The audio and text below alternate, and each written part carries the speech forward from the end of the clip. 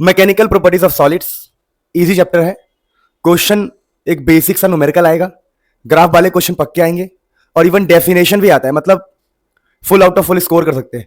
Graph का question पक्का आता है, जो न्यूमेरिकल बताऊंगा फ्यूचर में वही न्यूमेरिकल आएगा। न्यूमेरिकल मैं बोल रहा हूँ, जब भी कोई चैप्टर मुझसे पढ़ो, न्यूमेरिकल की टेंशन छोड़ दो, डेरिवेशन की टेंशन छोड़ दो, लास्ट में जो न्यूमेरिकल जो डेरिवेशन बताऊंगा वही एग्जाम में आएगा, इसकी गारंटी है। ठीक है, फिलहाल अभी चैप्टर को समझना है ध्यान से, थ्योरी को समझना है।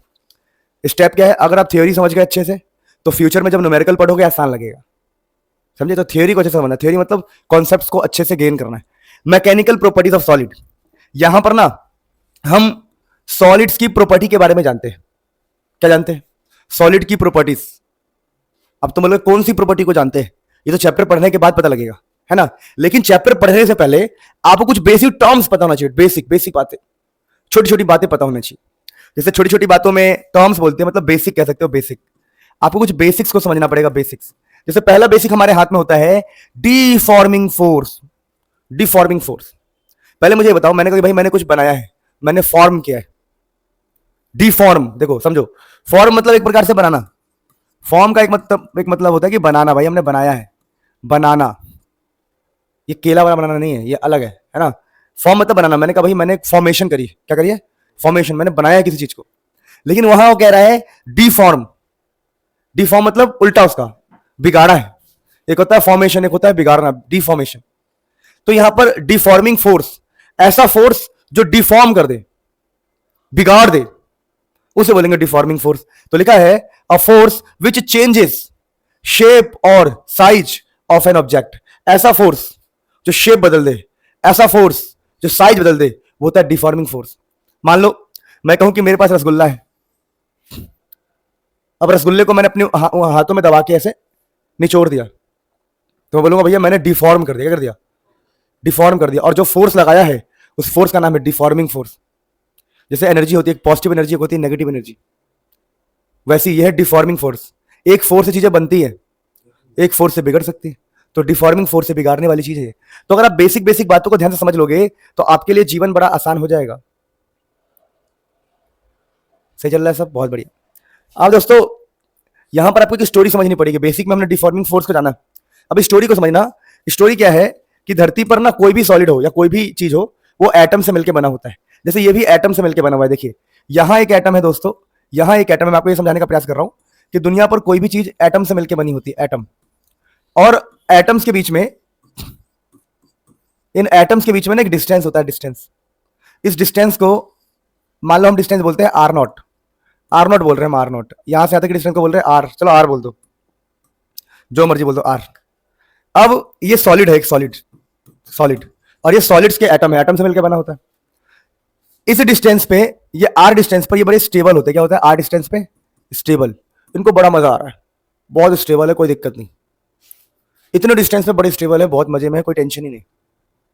लेकिन लेकिन अगर तुमने इस डिस्टेंस को कम कर दिया तो इसकी स्टेबिलिटी बिगड़ जाएगी। क्या बिगड़ जाएगी?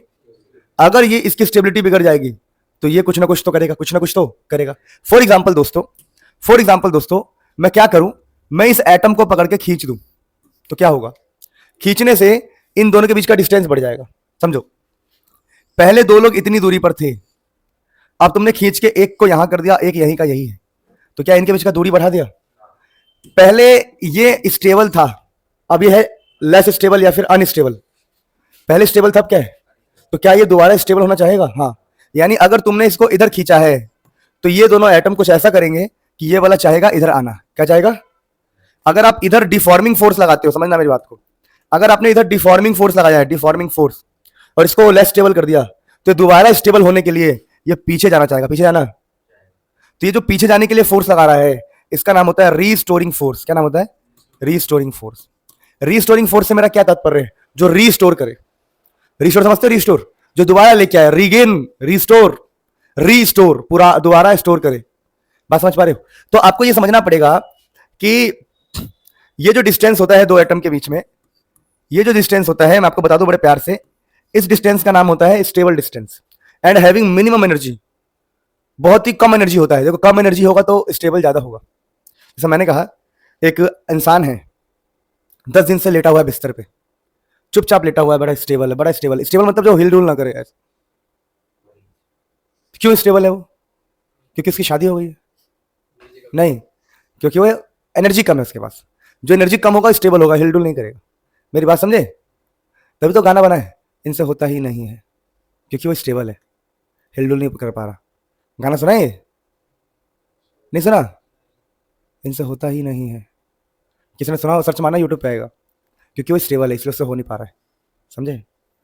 तो कहानी क्या है? Stable having minimum energy.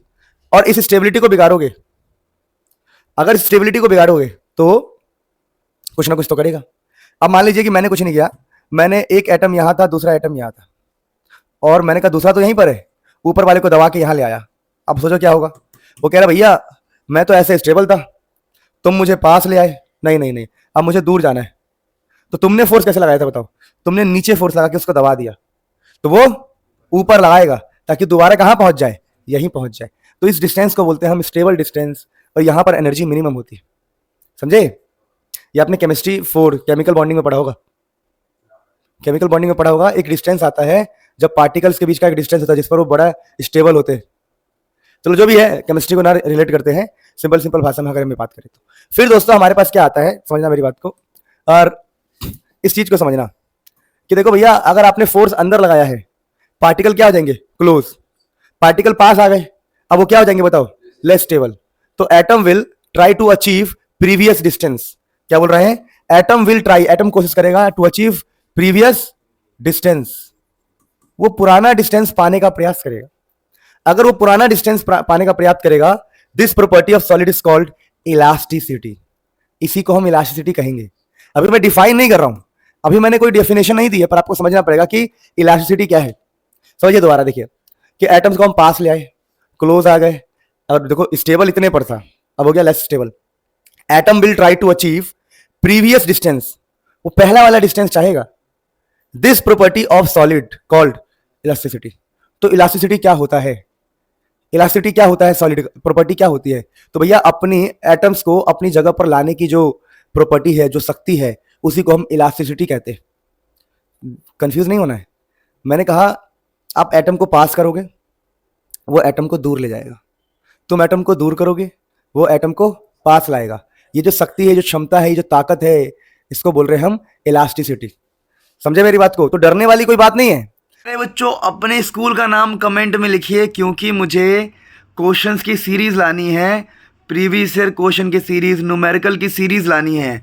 उसके लिए मुझे आपके स्कूल का नाम चाहिए ताकि मैं आपके स्कूल के क्वेश्चंस को ही डाल सकूं। तो इलास्टिसिटी क्या है ये समझिए। एग्जाम में क्या लिख के आना है समझिएगा। इलास्टिसिटी तो लिखा है इफ अ बॉडी, समझिएगा, if a body regains it's original shape और साइज और कॉन्फ़िगरेशन। अगर एक बॉडी रीगेन करता है ओरिजिनल शेप, साइज या कॉन्फ़िगरेशन। कॉन्फ़िगरेशन का मतलब समझते हो क्या होता है? वही शेप, साइज, कॉन्फ़िगरेशन का मतलब ये होता है, जैसे मैं बताता हूं, देखो मान लो एक एटम यहां है, दूसरा एटम यहां है, तो ये इसकी कॉन्फ़िगरेशन है कि इन दोनों की एटम की ये है डिस्टेंस। कॉन्फ़िगरेशन का ये मतलब होता है, समझे, कि भैया ये और ये एटम यहां पर है, तो ये कॉन्फ़िगरेशन है। कॉन्फ़िगरेशन का मतलब मान लीजिए अरेंजमेंट, क्या मान लो? अरेंजमेंट। इसको आप अरेंजमेंट कहिए, अरेंजमेंट ऑफ एटम। सिंपल भाषा में कहिए कि भैया ये होता है अरेंजमेंट ऑफ एटम। क्या बात है सर? तो अगर अगर if a body regains, regain करता है, रीगेन समझते हो ना, वापस ओरिजिनल शेप लाए, साइज लाए, या एटम्स का अरेंजमेंट लेके आए, after removal of deforming force. जैसे आपने फोर्स को हटाया, उसने गेन कर लिया। जैसे एक रबर को हमने खींच के रखा हुआ है, रबर इंतजार कर रहा है ये कब जाए, और जैसे ही मैं जाऊंगा छोड़ूंगा, तो जैसे ही हम डिफॉर्मिंग फोर्स को, जो हमने खींच के रखा हुआ है, इसको हटाएंगे, वो बुलाएगा। तो after removal of deforming force, then the body is said to be elastic. उस बॉडी को हम इलास्टिक कहेंगे। जो बॉडी शेप को रीगेन कर पा रहा है, जो बॉडी शेप को रीगेन कर पा रहा है, उस बॉडी को हम क्या कहते हैं बताओ? उस बॉडी को हम इलास्टिक कहते हैं। और ये जो प्रॉपर्टी है, इसको कहते हैं इलास्टिसिटी। तो इलास्टिसिटी बॉडी की वो प्रॉपर्टी है जिसकी वजह से बॉडी अपने शेप को, साइज को, कॉन्फ़िगरेशन को रीगेन करता है। तो बहुत ही आसान बात है, एक बार इसको रीड करो फिर हम आगे बढ़ते हैं। तो अब देखो दोस्तों, जैसे इलास्टिसिटी होता है, वैसे होता है प्लास्टिसिटी। अब तुम्हें ये समझना पड़ेगा कि इलास्टिसिटी एंड प्लास्टिसिटी दोनों अपोजिट चीज। इलास्टिसिटी कहता है मैं शेप को वापस ले आऊंगा, इलास्टिसिटी कहता है मैं शेप को वापस ले आऊंगा, प्लास्टिसिटी कहता है भाई नहीं हो पाएगा, नहीं हो पाएगा। तो सब कुछ सेम रहेगा। देखो इसका मतलब होता है कि ऊपर वाली लाइन बिल्कुल सेम रहेगी, बस जहां पर कुछ नहीं करना है, डज नॉट लगा देना है। देखो it is if a body यहां पर लगा देना आपको डज नॉट, क्या लगा देना है, ठीक है ना। और यहां पर लगा देना है इलास्टिसिटी की जगह पर यहां पर लिखना है प्लास्टिक। मैं कर देता हूं, रुक जाओ, मैं आपको चेंज करके दिखा देता हूं ताकि आपको डेफिनेशन लिखने में दर्द ना हो। पर ये तो कोई भी चालाक बच्चा चेंज कर लेगा, ठीक है ना। नहीं समझे मेरी बात? देखो कुछ नहीं करना है, अगर आपको प्लास्टिसिटी की डेफिनेशन बनानी है तो कुछ नहीं करना, if a body does not लिख दो बस। देखो if a body does not regains its original shape और साइज और configuration after removal of deforming force then the body is said to be plastic. उस बॉडी को हम प्लास्टिक कहते हैं कि भैया ये तो प्लास्टिक बॉडी है। And this property is called plasticity. तो ये देखो हमारा प्लास्टिसिटी बन गया। यानी अगर आपसे कोई बोले कि प्लास्टिसिटी क्या है तो बस एक डज नॉट इस्तेमाल करना है और जहां इलास्टिसिटी है वहां पर कर देना है प्लास्टिसिटी। अब इनके एग्जांपल्स क्या है? अगर मैं आपसे कहूं कि मेरे पास एक रबर है तो हम कह सकते हैं कि रबर एक इलास्टिक बॉडी। स्प्रिंग भी एक इलास्टिक बॉडी, क्या है? इलास्टिक। तो रबर एंड स्प्रिंग एक इलास्टिक बॉडी हो सकते हैं। बोलो क्यों? स्प्रिंग क्योंकि ये अपनी शेप को रीगन करते हैं, समझे। अब प्लास्टिक बॉडी का क्या एग्जांपल होगा सर? आप जो ये प्लास्टिसिटी कर रहे हो उसका एग्जांपल तो बता दो भैया। तो हमने कहा यार मूंछ, क्या? आटे की मूंछ। आटे की मूंछ समझते हो? Do you understand? आटे मोस्ट की जो भी है, हम बचपन में आटे की मूंछ बनाते थे। या आटे का कोई लोई ले लो, आटे को आपने मार मार के रोटी बना दिया, अब वो दोबारा आटा बन जाएगा क्या? दोबारा नॉर्मल हो जाएगा क्या? अगर आटे को तुमने से खींच दिया वैसा ही रहेगा वो। आटे को पकड़ के ऐसे खींच दो वैसा ही रहेगा वो, आटा दोबारा नॉर्मल नहीं होगा। तो आटा एक प्लास्टिक बॉडी है और वो प्लास्टिसिटी शो करता है। लेकिन स्प्रिंग, स्ट्रिंग है ना, ये रबर, स्टील, ये सब क्या शो करते हैं? इलास्टिसिटी। और ये जो हमारा आटा है प्लास्टिसिटी। मेरी बात समझे? तो इस बात का ध्यान रखना। अब मेरे दोस्तों एक टर्म आता है, देखिए अगर आप प्लास्टिसिटी समझिएगा, प्लास्टिसिटी अगर आप आटे को भी देखेंगे ना, अगर आटे को आपने हल्का खींचा है और आटे को आपने खींचा है तो आटा हल्का हल्का ट्राई करेगा सिकुड़ने का, कभी चेक करना। यानी कि प्लास्टिक बॉडी के अंदर भी थोड़ा सा इलास्टिक तो हो सकता है, नहीं समझे? अरे भाई क्या कर रहे हो यार? अगर तुम आटे को भी खींचोगे तो वो रीगेन तो नहीं कर पा रहा है लेकिन थोड़ा बहुत तो कर ही लेता है। यानी ठीक है भाई, तेरे में उस हम बोलेंगे आटे के अंदर ज्यादा से ज्यादा प्लास्टिसिटी है, प्लास्टिसिटी कि थोड़ा बहुत तो रीगेन कर रहा है। लेकिन कुछ ऐसी चीजें भी होती है जो थोड़ा बहुत भी रीगेन नहीं करती। मतलब क्या है?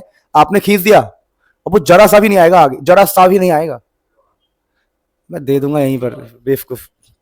सुनो, तो अभी हम पढ़ रहे हैं perfectly elastic and perfectly plastic body. देखो समझे मेरी बात को। पहले हमने पढ़ा इलास्टिसिटी, क्या पढ़ा हमने? इसमें हमने क्या पढ़ा कि भैया एक बॉडी होता है जिसको हम खींचेंगे तो वो वापिस आ जाएगा। लेकिन आपको भी ये बात पता है कि अगर आपने खींचा है तो 100% तो नहीं आता है। हाँ 99% आ सकता है पर 100% तो कोई भी नहीं आता। पता नहीं बात? ध्यान से समझो बात को। अगर तुम स्प्रिंग को ही खींच देते हो, लिमिट में ही खींचते हो, तो अगर तुम सोचो कि स्प्रिंग बिल्कुल वहीं पर आके रुक जाए, नहीं, हल्का फल्का आधा 1 मिलीमीटर या थोड़ा बहुत चेंज तो आता है। यानी हम बोल सकते हैं भाई तू इलास्टिक बॉडी है, तू इलास्टिसिटी दिखा रहा है लेकिन तू परफेक्ट नहीं है। क्या नहीं है? अरे परफेक्ट कैसे हो सकता है यार? नहीं समझे? मान लो इसने एक रबर को खींचा और ये सोचे कि रबर पहले जैसा ही पूरी तरह हो जाए, नहीं, कम चांस, बहुत कम चांस। यानी कि इलास्टिक बॉडी होती है, इलास्टिसिटी होती है, प्लास्टिक बॉडी होता है, प्लास्टिसिटी होता है, ठीक है। तो यहां पर लिखा है परफेक्टली इलास्टिक बॉडी। पहले हमने बात करी इलास्टिक बॉडी की जो रीगेन करे। हाँ थोड़ा बहुत हो सकता है कि गड़बड़ हो सकता है, पहले क्या था थोड़ा बहुत गड़बड़ मानेंगे, लेकिन अब हम कुछ ऐसी बॉडी की बात कर रहे हैं जो क्या हो? Perfectly elastic body. क्या हो? तो इलास्टिक बॉडी में और परफेक्टली इलास्टिक बॉडी में क्या फर्क है? तो इसमें क्या फर्क है? If a body regains its original shape और साइज कंप्लीटली, जो पूरी तरह रीगेन कर ले, पूरी तरह रीगेन कर ले, एंड इमीडिएटली, तुरंत रीगेन कर ले, तुरंत तुमने छोड़ा और तुरंत ले लिया उसने, तुमने जैसे ही छोड़ा तुरंत एग्जैक्ट सेम टू सेम बिल्कुल नया लगे। After the removal of deforming force, तो उसको बोलेंगे हम परफेक्टली इलास्टिक बॉडी। दोबारा बोल रहा हूं, कंफ्यूज नहीं होना, 4 शब्द है। Elastic body, elastic body regain करता है, पूरी तरह नहीं कर पाता। परफेक्टली इलास्टिक बॉडी पूरी तरह और एकदम से कर लेते हैं। फिर है कि इलास्टिक बॉडी, सो इलास्टिक तो हो गया, परफेक्टली इलास्टिक। फिर है plastic body, plastic body regain नहीं कर पाता है, थोड़ा बहुत रीगेन नहीं कर पाता है, थोड़ा बहुत करता है। नहीं समझे, जैसे आटे को हमने खींच दिया तो आटा हल्का सिकुड़ेगा, नहीं कर पाया, हमने बोल दिया भाई तू प्लास्टिक है, तू तो कर नहीं पा रहा है, थोड़ा बहुत कर रहा है तो क्या तू प्लास्टिक है। फिर एक होगा परफेक्टली प्लास्टिक, भाई साहब अगर उसे खींच दोगे वो हल्का सा भी नहीं हिलेगा, तो बोलेंगे भाई तू पूरी तरह प्लास्टिक बॉडी, तो हल्का भी नहीं हिलता है। जैसे हमने कहा भाई तू मर्द है, हाँ, तू असली मर्द है, फर्क है। अरे इशारा इस तरह का मतलब नहीं किसको कह रहा हूं, समझे नहीं? अरे यार, मर्द और असली मर्द में क्या फर्क है? 3 बातें बोलूंगा। मर्द अपने लिए जीता है, अपने लिए मतलब हाँ भाई मेरे को अच्छा लग रहा है, मेरा कंफर्टेबल जोन है। असली मर्द फैमिली के लिए, परिवार के लिए। असली मर्द अपने लिए नहीं जी सकता, पता है बात? वो या तो फैमिली की सोचेगा, हमेशा फैमिली की ही सोचेगा, या किसी की सोचेगा, वाइफ हो, मम्मी हो, पापा, किसी की भी। मर्द जो खुद के लिए सोचे, असली मर्द जो फैमिली के लिए सोचे। मर्द को, जो मर्द होते हैं उनकी नज़र गंदी हो सकती है कि किसी को किस नज़र से देख रहे हैं, असली मर्द किसी को भी गलत नज़र से नहीं देखता। और सही बता रहा हूँ मैं तुम्हें, मर्द एक बहुत बड़ी चीज़ है भाई धरती की, उसे जिम्मेदार होना पड़ेगा। अगर तुम मर्द हो असली वाले, तो तुम्हें अपना चरित्र अच्छा रखना है, फैमिली के लिए जीना है, फैमिली के लिए काम करना है, किसी को गलत नज़र से नहीं देखना है, किसी का बुरा नहीं चाहना है। 3 बातें, जो फैमिली के लिए जिए, परिवार के लिए जिए, और जब परिवार के लिए जी ले बढ़िया से, अच्छा कर रहा है परिवार का, तो समाज के लिए जी सकता है, फिर सामाजिक कार्य में उतर सकता है। लेकिन पहली प्रायोरिटी तुम्हारी होनी चाहिए क्या? फैमिली, असली मर्द, मेरे हिसाब से भाई, मुझे नहीं पता।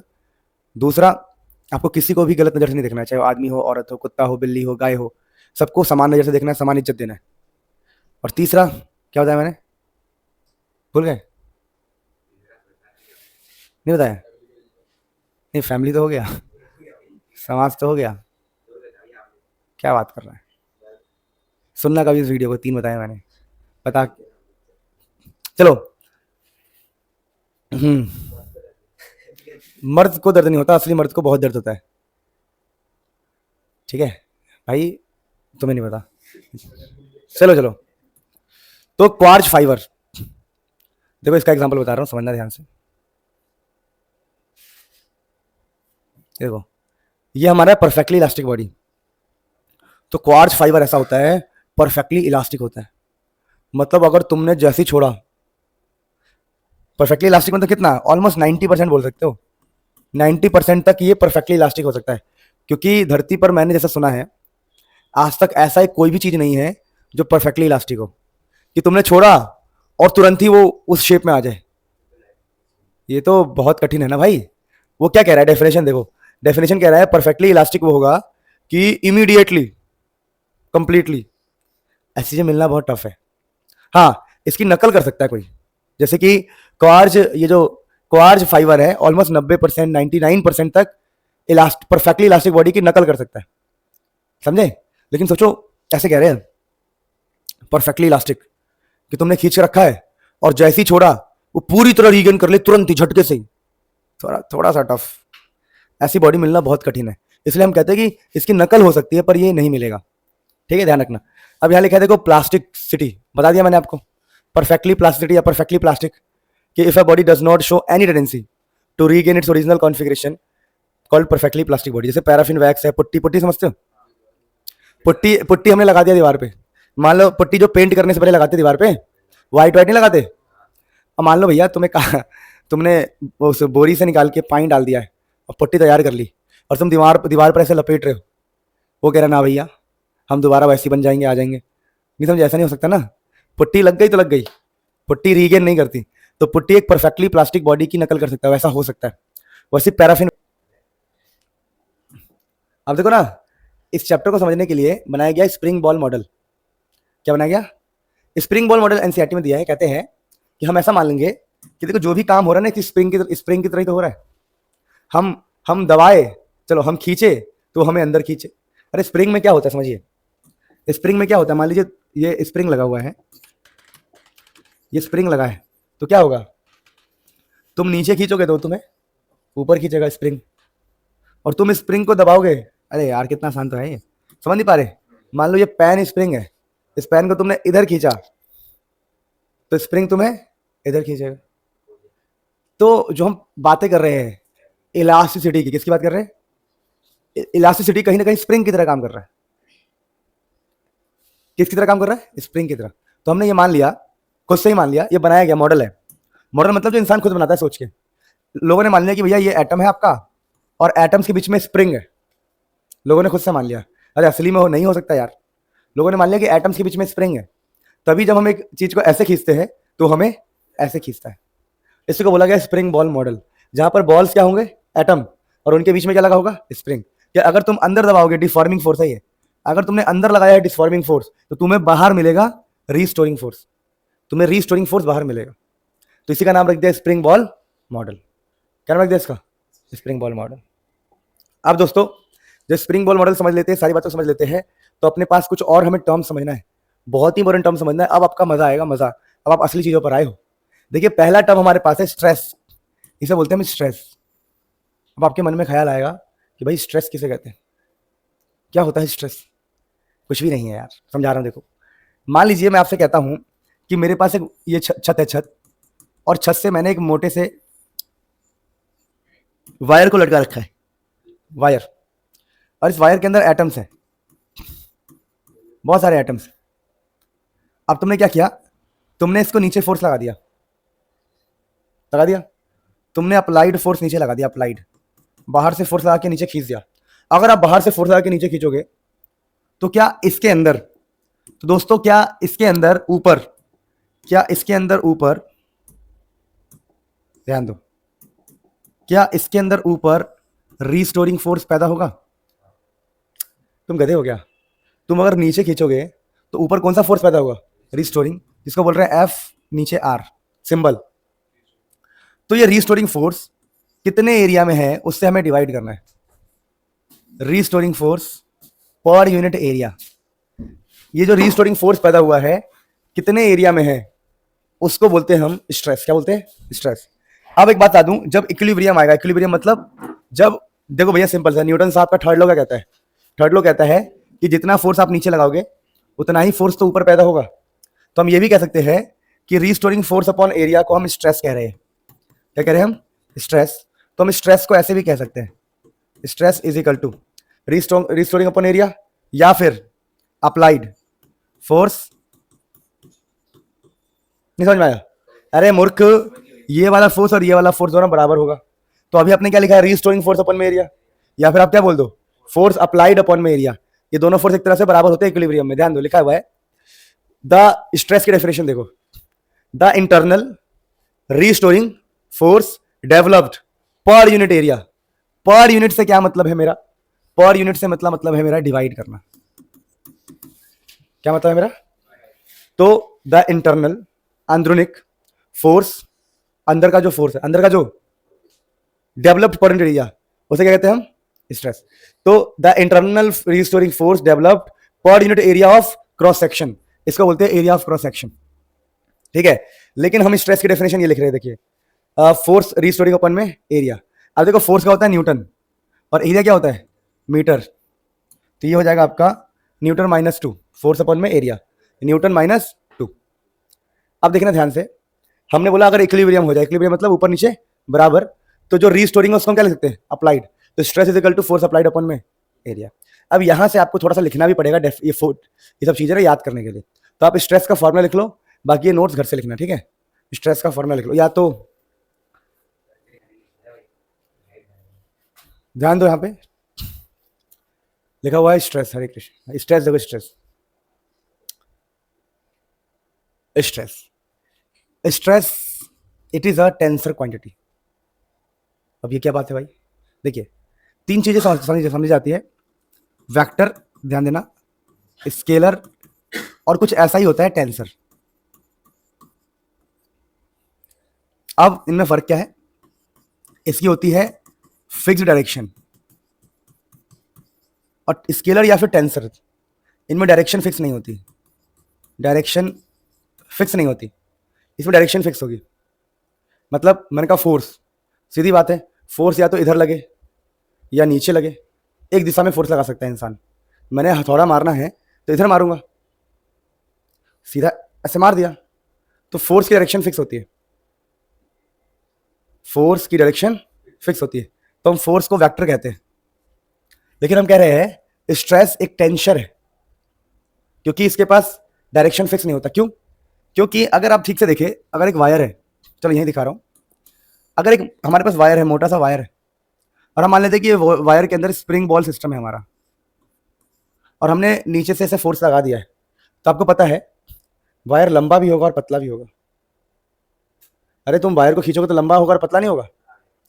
अगर इस वायर को, मोटे से वायर को अगर मैं खींच रहा हूं नीचे, तो वायर लंबा भी हो गया और पतला भी हो गया। इसका क्या मतलब है? इसका मतलब यह है, जब हमने खींचा तो समझना, जब हमने खींचा तो इस एटम और इस एटम के बीच में दूरियां बढ़ गई, दूरियां, और अरे मैं समझाता हूं, देखो दोबारा, ये एक मोटा सा वायर है,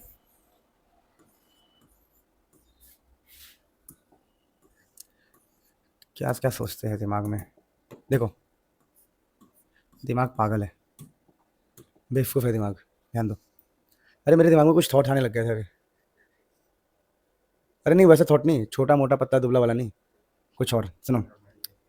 अरे ध्यान दो प्लीज, ये जो एटम है और ये एटम है, ये एटम है, ये एटम है, और मैंने नीचे फोर्स लगा दिया क्रॉस सेक्शनल एरिया पे। फोर्स लगाने से ना ऐसे हो गया ये वायर, पतला हो गया और लंबा हो गया। अगर वायर आपका पतला हो गया है, अगर ये वायर पतला हुआ है, तो क्या मतलब है? इसका साफ साफ मतलब है कि इस एटम और इस एटम के बीच का दूरी बढ़ गया। अब इस वाले एटम और इस वाले एटम का दूरी घट गया है, पास पास आ जाएंगे ना ये। तो सोचो, इस वाले के अंदर इस वाले के अंदर दूरी बढ़ा है, तो हमने नीचे फोर्स लगाया था, अब ऊपर कौन पैदा होगा? स्ट्रेस। ये समझे? अच्छा, अब ये दोनों एटम जो थे पहले क्या थे? दूर, अब क्या गए? अगर ये पास आए तो अब दोबारा क्या चाहेंगे? दूर होना। तो ऐसे कुछ पैदा होगा, नहीं समझे? नहीं समझ में आया? तुमने नीचे खींचा, वो ऊपर खींचेगा, तुमने पास कर दिया, वो दूर करेगा। तो इसलिए कह रहे हैं, देखो दिख रहा है, ऊपर और ऐसे चाहेगा दूर जब होना। तो देखो ना, अलग अलग डायरेक्शन आएगी इस स्ट्रेस की, क्या आएगी? मतलब इस फोर्स से, समझ पा रहे हो? तो डायरेक्शन फिक्स नहीं, डायरेक्शन फिक्स, तो इसलिए हम इसको कहते हैं tensor quantity no fix direction. ये बात आपको ध्यान रखनी पड़ेगी। कोई टेंशन किसी को नहीं? तो बहुत इजी बात थी, कोई दिक्कत है नहीं। हेलो प्यारे बच्चों, मुनील सर फिजिक्स चैनल पे, मुनील सर केमिस्ट्री चैनल पे और मुनील सर मैथ्स चैनल पे धमाल होने वाला है। PYQ सीरीज़, NCERT क्वेश्चन की सीरीज़ आने वाली है, और बहुत सारे वीडियोस हम डाल रहे हैं और डालते रहेंगे। जाओ चेक करो, और लाइव क्लासेस भी स्टार्ट होगी फ्री में, तो प्लीज़ जाके चैनल को चेक करो और हमें प्यार दो। स्ट्रेस, स्ट्रेस, स्ट्रेस क्या होता है? स्ट्रेस जब समय से तुम पढ़ाई ना करो, जब समय से तुम पढ़ाई ना करो, तुम्हें स्ट्रेस हो जाता है। स्ट्रेस हो जाता है ना? नहीं समझ मेरी बात? जब पता लगे कि बहुत दिनों से मैं शाम के बैच में आ रहा हूँ और कल से स्कूल खुल रहा है, अब मुझे सुबह के बैच में आना होगा, तब स्ट्रेस हो जाता है। अरे मजाक कर रहा हूँ, नहीं समझ मेरी बात? तो कहानी ये है, तुम्हारा साथी नहीं आया, कहाँ है? अच्छा हो रहा, ठीक है। जब पता लगे कि हमारा साथी नहीं आया है, तो स्ट्रेस हो जाता है। मैं मजाक कर रहा हूँ, मजाक कर रहा हूँ, चल चल चल। तो कहानी है, स्ट्रेस वो वाला स्ट्रेस नहीं है, ये स्ट्रेस अलग वाला स्ट्रेस है, ठीक है? अब देखो इसमें क्या है, बेसिकली हम स्ट्रेस के बारे में बता दें तो ध्यान दो प्लीज। अब बंद कर दे भाई, अरे बस करो भाई, सुना है? नहीं सुना? अरे एक लड़की को कह रही होती है, हाँ ये मीम है बहुत तगड़ा, सुनो। तो स्ट्रेस क्या होता है? जैसे कि वायर है, इस वायर पर हमने फोर्स लगाया, मान लो इसका एरिया है A, area of cross section A है, तो फोर्स अपॉन में एरिया, इक्विलिब्रियम में फोर्स अपॉन में एरिया को हम स्ट्रेस कहते हैं। स्ट्रेस ये होता है स्ट्रेस, कितना force per unit area, stress कहते हैं। अब टाइप्स ऑफ स्ट्रेस देखो, तो पहला है देखो टेंसाइल स्ट्रेस। टेंसाइल स्ट्रेस का मतलब क्या है? अगर किसी बॉडी का लेंथ बढ़े, क्या बढ़े? आपने खींचा, उसकी लेंथ बढ़ रही है, देखो it is the restoring force per unit area, मतलब force per unit area, it is the, ध्यान देना, अरे it is the force per unit area लिखा है, it is restoring force per unit area when the length of a body increases in the direction of deforming force. नहीं समझे? It is the restoring force per unit area, force upon area, when the length of a body, जब length increase हो इन the direction of deforming force, जिस तरफ force लगा है, तो बोलेंगे टेंसाइल स्ट्रेस। तो टेंसाइल स्ट्रेस किसे कहते हैं, समझ में आ गया क्या है? It is restoring force per unit area when the length of a body increase in the direction of deforming force. बात समझ में आई? अगला है कंप्रेशनल स्ट्रेस, समझ लो हम कंप्रेस कर रहे होंगे, तो it is the restoring force set up per unit cross sectional area when the length of the body decrease. अगर किसी की लेंथ डिक्रीज होगी तो आपने क्या किया बताओ? कंप्रेस किया, इसको कंप्रेशनल स्ट्रेस कहते हैं। बस समझ में आ गया ना? अंडर लिखा है, अंडर अ डिफॉर्मिंग फोर्स, तो it is a restoring force setup पर unit area, force per unit area when length of the body decrease. क्या बात समझ में आई? कोई दिक्कत तो ना है? हो रहा है? नहीं हो रहा? ठीक, बहुत इजी है। अच्छा अब अगला देखो, बहुत आसान चैप्टर है, मतलब इस चैप्टर की कोई क्या ही बोले। अब लिखा है हाइड्रोस्टैटिक स्ट्रेस। क्या बात है सर, हाइड्रोस्टैटिक स्ट्रेस। देखिए, if a body is subjected to a uniform force from all the direction, क्या मतलब है समझा रहा हूं।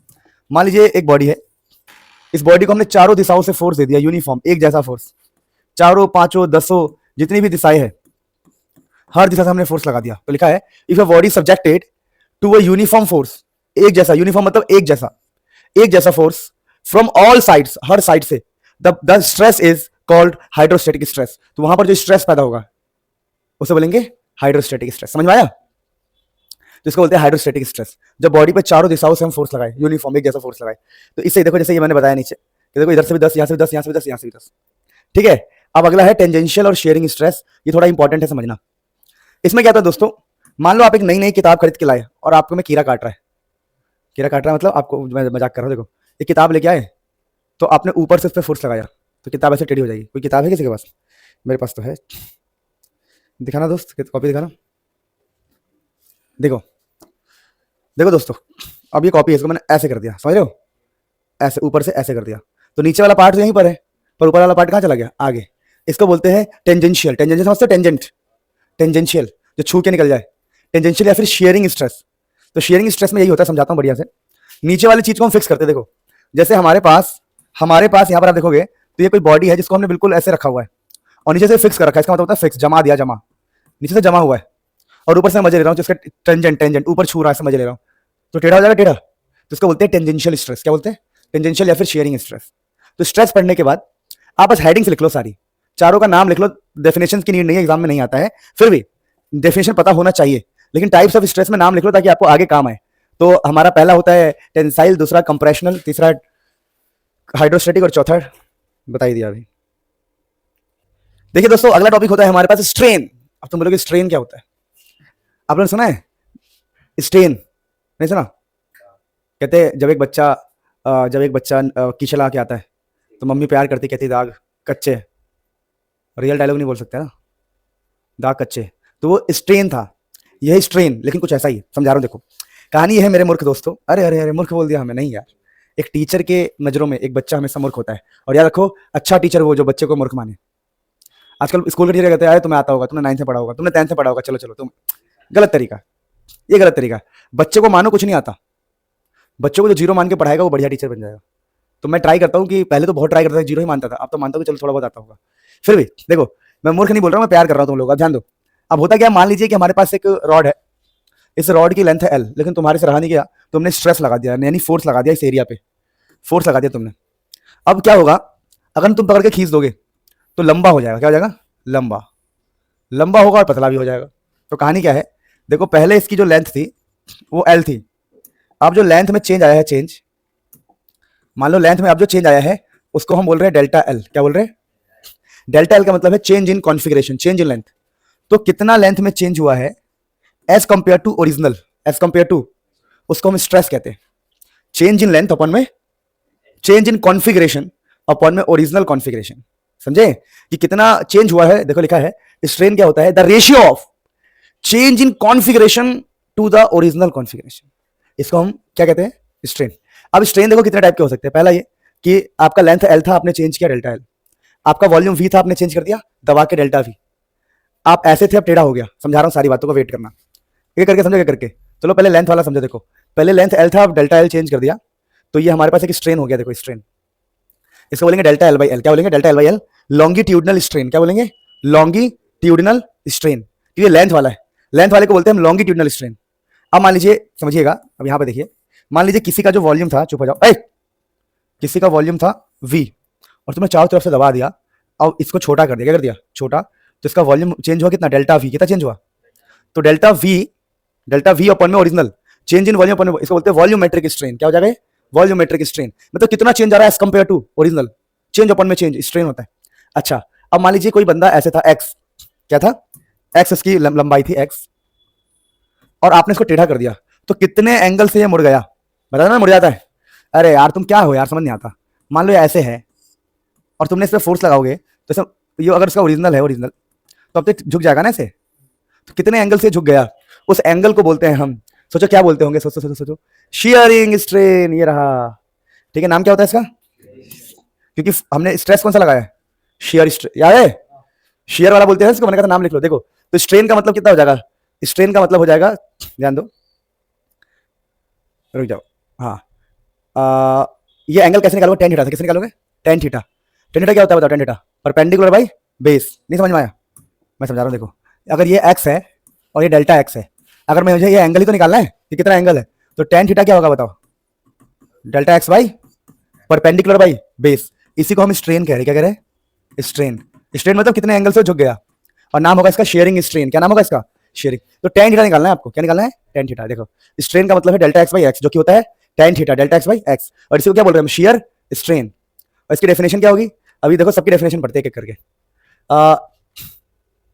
इसकी डेफिनेशन देखो, it is increase in length per unit original length. Increase in length per unit original length, यानी डेल्टा एल बाई एल। नहीं आया समझ में? It is defined as a change in volume per unit original volume. और ये क्या होगा? Angle, यह angle by which a force gets, face है ये, फोर्स नहीं है, फेस। फेस मतलब साइड। अरे स्क्वायर के एक क्यूब के कितने फेस होते हैं? 6 फेस। फेस का मतलब साइड होता है। क्या होता है? तो लिखा है face, F A S E, face. Face angle by which a face gets turn. कितने एंगल से एक फेस टर्न हो गया है, उसको बोलते हैं हम टैन थीटा या फिर शियर स्ट्रेन। क्या आपको दुख हुआ, दर्द हुआ? नहीं। खाली इनके नाम लिख लो, लॉन्गिट्यूडनल स्ट्रेन, और फॉर्मुला लिख लो, फिर हम आगे बढ़ते हैं। नाम और फॉर्मुला लिख लो, बाकी आपको लिख लेना घर से। देखो स्ट्रेन ना इसकी यूनिट होती है दोस्तों, ना डायमेंशन होता है। बोलो क्यों? लेंथ अपन में लेंथ खत्म, वॉल्यूम अपन में वॉल्यूम। ये समझे? लेंथ अपन में लेंथ, तो इसकी मीटर होगी तो इसकी भी क्या होगी? लो गेम बच गया। समझे? तो जब दो सेम चीजें ऊपर नीचे हो तो कटपिट जाएगा, तो ना उसकी यूनिट होगी ना डायमेंशन। अच्छा, because it is ratio of two like quantity, दोनों एक जैसी क्वांटिटी का रेशियो है, इसीलिए ये बहुत इंपॉर्टेंट बात है। चलिए हम आगे बढ़ते हैं। हाँ सुनो, ये है एक topic, elastic limit. Elastic limit क्या होता है समझा रहा हूं। देखो भाई, अब हम क्या करते हैं समझना, हमने कहा कि यार हमें मास्टर साहब ने सिखाया था कि अगर किसी रबर, मान लो एक रबर है, इस रबर इतनी इतनी लेंथ है इसकी, मास्टर ने कहा था कि रबर के अंदर एक खास बात होती है। क्या खास बात होती है? अगर मैं रबर को खींचूंगा तो रबर लौट जाएगा, खींचूंगा तो लौट जाएगा। इस प्रॉपर्टी को बोलते हैं हम इलास्टिसिटी। क्या बोलते हैं? याद है बात? It is the property by which body regains its original shape और साइज, इलास्टिसिटी। तो मैंने तुम्हें पढ़ाया, तुम कह रहे अच्छा रुक जा, मैं अपने मास्टर को ना गलत कर दूंगा। तुमने रबर को खींचा खींचा खींचा तोड़ दिया, ले मास्टर नहीं आया, वापस नहीं आया, टूट गया है। नहीं समझ मेरी बात? मैंने क्या सिखाया था? जब किसी बॉडी को हम खींचेंगे और जैसे छोड़ देंगे वो लौट आएगा। इस प्रॉपर्टी को बोलते हैं हम इलास्टिसिटी, और बॉडी को बोलते हैं हम इलास्टिक बॉडी। ठीक है? अब तुम कह रहे हो अच्छा रुक जा, इस चश्मे को गलत साबित करता हूँ। तुमने इसको इतना तेज खींच दिया, इतना तेज खींच दिया, इतना तेज खींच दिया कि बस वो टूट जाए या फिर वापस ही ना आए। इसीलिए लोगों ने कहा रुक जा, खींचना और तात में है, किसमें खींचना है? लिमिट में खींचना है। तो हमने क्या बनाया topic? Elastic limit. Elastic limit ये कहता है कि भैया बॉडी तभी लौटेगा जब तुम लिमिट में खींचोगे। ये नहीं तुमने खींच दिया, यहां पर बांध दिया खूंटे में और बिहार तक खींचते हुए ले गए, बहुत दूर तक ले गए, कह रहे आप वापस जा वापस जा, नहीं जाएगा। इलास्टिक लिमिट पार करने से चीजें टूट जाती है, तो एक लिमिट बनाएगा कि भैया यहां तक ही खींचना है तुम्हें। अब इस डायग्राम से समझ जाओ, इस डायग्राम से देखो लिखा है, देखो जैसे एक स्प्रिंग है, हमने 10 का फोर्स लगाया, पहले कितने का फोर्स लगाया? फोर्स को क्या कर दिया हमने, मतलब हमने खींच रखा था और फिर यहां पे जाके छोड़ दिया, तो ये लौट गया। क्या हो गया? फिर हमने 10.1 का फोर्स लगाया, कितना फोर्स लगाया हमने, और फोर्स को क्या कर दिया यहाँ पे जाके, अब बॉडी क्या लौटा पूरी तरह, नहीं नहीं लौटा। समझा रहा हूं, देखो दोबारा दोबारा समझो। मैंने 10 का फोर्स लगा के रखा हुआ है, अब मैंने छोड़ दिया, देखो मैंने 10 का फोर्स लगा के रखा हुआ है, अब फोर्स को मैंने छोड़ दिया, तो यहां पर बॉडी मेरा क्या हो गया है, लौट गया। अगली बार मेरा मन किया मैं फोर्स को थोड़ा बढ़ा दूं, मैंने फोर्स को 10.1 कर दिया, 10 पॉइंट, और फोर्स को 10.1 किया हुआ है, अब यहां जाके छोड़ रहा हूं, छोड़ने पर क्या हो रहा है, देखो बॉडी लौट नहीं रहा है, ये थी उसकी ओरिजिनल। अब कुछ लेंथ उसका बढ़ गया, लेंथ उसका बढ़ गया, अब लौट नहीं पा रहा है, मतलब 10 जो है 10 10 10 के जब 10 तक की बात थी, देखो यहां पर 10 है, 10 था, 10 को हटाते ही लौट गया, तो 10 इसकी इलास्टिक लिमिट है। 10 क्या है कि 10 का स्ट्रेस ही सह सकता है, ये 10 ही सह पाएगा। अगर 10 से थोड़ा सा भी बढ़ा देंगे तो उस बॉडी में एक परमानेंट डिफेक्ट आ जाएगा, परमानेंट डिफेक्ट, ये डिफेक्ट आ गया, डेल्टा एल आ गया। अब इस डिफेक्ट की वजह से और आप खींचोगे तो एक टाइम आएगा कि टूट जाएगा ये। तो आपको समझ में आया कि भाई ये होता क्या है, ये इलास्टिक लिमिट क्या होता है, the maximum stress up to which, the maximum stress up to which a body retains its original shape और साइज। ये कितना मैक्सिमम स्ट्रेस लगाओगे आप, कितना आप मैक्सिमम दे सकते हो कि वो लौट आए। वो मैंने कहा भैया मेरा मैक्सिमम 10 है, भैया क्या बोला मैंने, मेरा मैक्सिमम 10 ही हो सकता है, 10 के बाद बॉडी नहीं लौटेगा, 10 तक ही बॉडी लौटेगा। आप 10.1 कर रहे हो तब भी नहीं लौट रहा हो, 10 का फोर्स लगाए हुए है, फोर्स को हमने 0 कर दिया तब भी बॉडी नहीं लौटा, देखा आपको बॉडी यहां पर क्या 10 लगाया, 10 के फोर्स को 0 किया, बॉडी लौट गया, बॉडी इस लाइन पर दोबारा आ गया, समझे। तो क्या होता है इलास्टिक लिमिट, समझ में आया कि इतना फोर्स लगाओ कि बॉडी लौट आए, नहीं समझे। जैसे मैंने कहा कि हिमांशु भाई सह लेगा, सह लेगा, हमने 2 चाटे मारे सह लिया, 3 चाटे मारे सह लिया, 4 चाटे मारे सह लिया, एक टाइम तो आएगा इसका खून खोलेगा, खोलेगा नहीं खोलेगा हिमांशु भाई, एक टाइम इसका खून खोलेगा। ये कितना भी कमजोर आदमी है आप पे वार करेगा, कितना भी कमजोर आदमी हो एक टाइम आता है कि कहता नहीं रहने दो अब कोई बात नहीं, अब हम भी कुछ करेंगे। बेहोश हो गया तो, बेहोश हो गया तो इसको फिर बहुत दर्द होगा, वो और मारेगा। पीठ की बात चल रही, पीठ पीठ पे मारेगा। यार तुम कैसी कैसी बातें करते हो। अच्छा तो 10 इज इलास्टिक लिमिट, समझे। तो क्या सीखा हिमांशु, बेहोश नहीं होना है। अरे मुझे देखो एक वर्ड हमने सीखा था, elasticity, tendency, capability to regain shape, हम शेप को रीगेन करें, उस टेंडेंसी को, उस कैपेबिलिटी को हम इलास्टिसिटी कहते हैं। टेंडेंसी या capability to regain shape, shape को रीगेन करना है। शेप रीगेन समझते हो, नहीं समझते, ओरिजिनल शेप, इसको हम इलास्टिसिटी कहते हैं, पढ़ चुके हैं मैंने, बहुत एक सिंपल सा डेफिनेशन लिखा है। लेकिन एक क्वेश्चन मैं पुट करता हूं, क्वेश्चन मेरे पास स्टील है, स्टील क्या, मेरे पास स्टील, और एक जगह है मेरा रबर, और एक क्वेश्चन एग्जाम में आ सकता है, which is more elastic, which is more elastic, कौन ज्यादा इलास्टिक हो सकता है बताओ, स्टील या रबर को ज्यादा इलास्टिक होगा। हाँ देखिए इलास्टिक वर्ड का मतलब समझिए पहले, इलास्टिसिटी या इलास्टिक बॉडी किसे कहेंगे, इलास्टिक बॉडी किसे कहते हैं, इलास्टिक बॉडी, उसकी डेफिनेशन को समझो पहले। जिसके पास टेंडेंसी हो टू रीगेन शेप, शेप को रीगेन करने की, अपने शेप को पाने की जो शक्ति हो, उसे हम कहते हैं इलास्टिसिटी। स्टील या रबर, तो क्लियरली इसका आंसर रबर नहीं होने वाला है, स्टील होने वाला है। क्यों, क्योंकि हम ना बेवकूफ है, बचपन से हम इलास्टिक इलास्टिक सुनते हैं और हमें लगता है जो ऐसे ऐसे होगा वो इलास्टिक होता है, ऐसे ऐसे, नहीं समझे, ऐसे ऐसे जो होगा, ऐसे ऐसे जो होगा, ऐसे ऐसे जो होगा वो इलास्टिक होता है। नहीं भैया, इलास्टिक की साइंस की डेफिनेशन क्या है, इलास्टिक का अर्थ है टेंडेंसी टू रीगेन शेप। अब सोचो एक तरफ है स्टील की रॉड और एक तरफ है रबर की रॉड, और तुम उन रबर की एक पतली सी वो रबर, दो रबर के वो पड़े हुए, सॉरी क्या है बीच में बोल दिया बेवकूफ, क्यों बना नहीं सकते क्या, चुप हो जाओ। ये एक स्टील है, स्टील की है ये, और ये है आपके रबर की। हम कह रहे हैं ज्यादा इलास्टिक कौन है, चलो मान लो तुमने यहाँ पर 50 का फोर्स लगाया, 50 न्यूटन, और यहाँ तुमने लगा दिया 50 न्यूटन सेम यहाँ पर भी। अब लॉजिकली सोचो शेप गेन करने की शक्ति किसमें ज्यादा होगी, इसमें, इसके अंदर ज्यादा रिस्टोरिंग फोर्स पैदा होने का प्रयास, मतलब ज्यादा नहीं बोल सकते, इक्विवेलेंट ऑपोजिट होगा, पर समझो अगर 50 यहां लगाया 50 यहां लगाया, तो शेप रीगेन करने की शक्ति किसके पास ज्यादा होगी, स्टील के पास, समझाया। तो शीप, अबे बहुत लॉजिकल नहीं है, तुम्हें लगता नहीं है कि स्टील इतना मजबूत है, स्टील के पार्टिकल्स इतने स्ट्रॉन्ग है, एटम्स इतने स्ट्रॉन्ग है उसके, कि भाई वो रीगेन करने की शक्ति उसकी ज्यादा होगी। तो ये डेफिनेशन ध्यान रखना कि ज्यादा इलास्टिक आपका स्टील होता है, समझे। इलास्टिक ज्यादा कौन होता है? स्टील। बात समझ में आया? तो स्टील इज मोर इलास्टिक, और इसके बारे में और बढ़िया से सीखेंगे हम जब यंग्स मॉडुलस बल्क मॉडुलस सब सीखेंगे तो। पर ऐसे मैंने बताया आपको, याद रखना ये बात, ठीक है? इसे नोट कर लो, ये नोट्स में नहीं है इसीलिए ध्यान दो प्लीज। तो इलास्टिक लिमिट समझ लिया हमने। अब हुक साहब आए, इलास्टिक लिमिट समझा था ना? औकात, औकात। तो बोल रहे हैं औकात में, हुक्स लोग कहते हैं कि अगर आप औकात में काम करते हो तो कहते हैं भैया, मान लीजिए एक वायर है, समझिएगा, एक वायर है और आपने उस पर क्या लगाया? स्ट्रेस। क्या लगाया? स्ट्रेस मतलब फोर्स। तो अगर आप उस पर स्ट्रेस लगाओगे तो क्या पैदा होगा? डेल्टा एल मतलब स्ट्रेन। क्या पैदा होगा?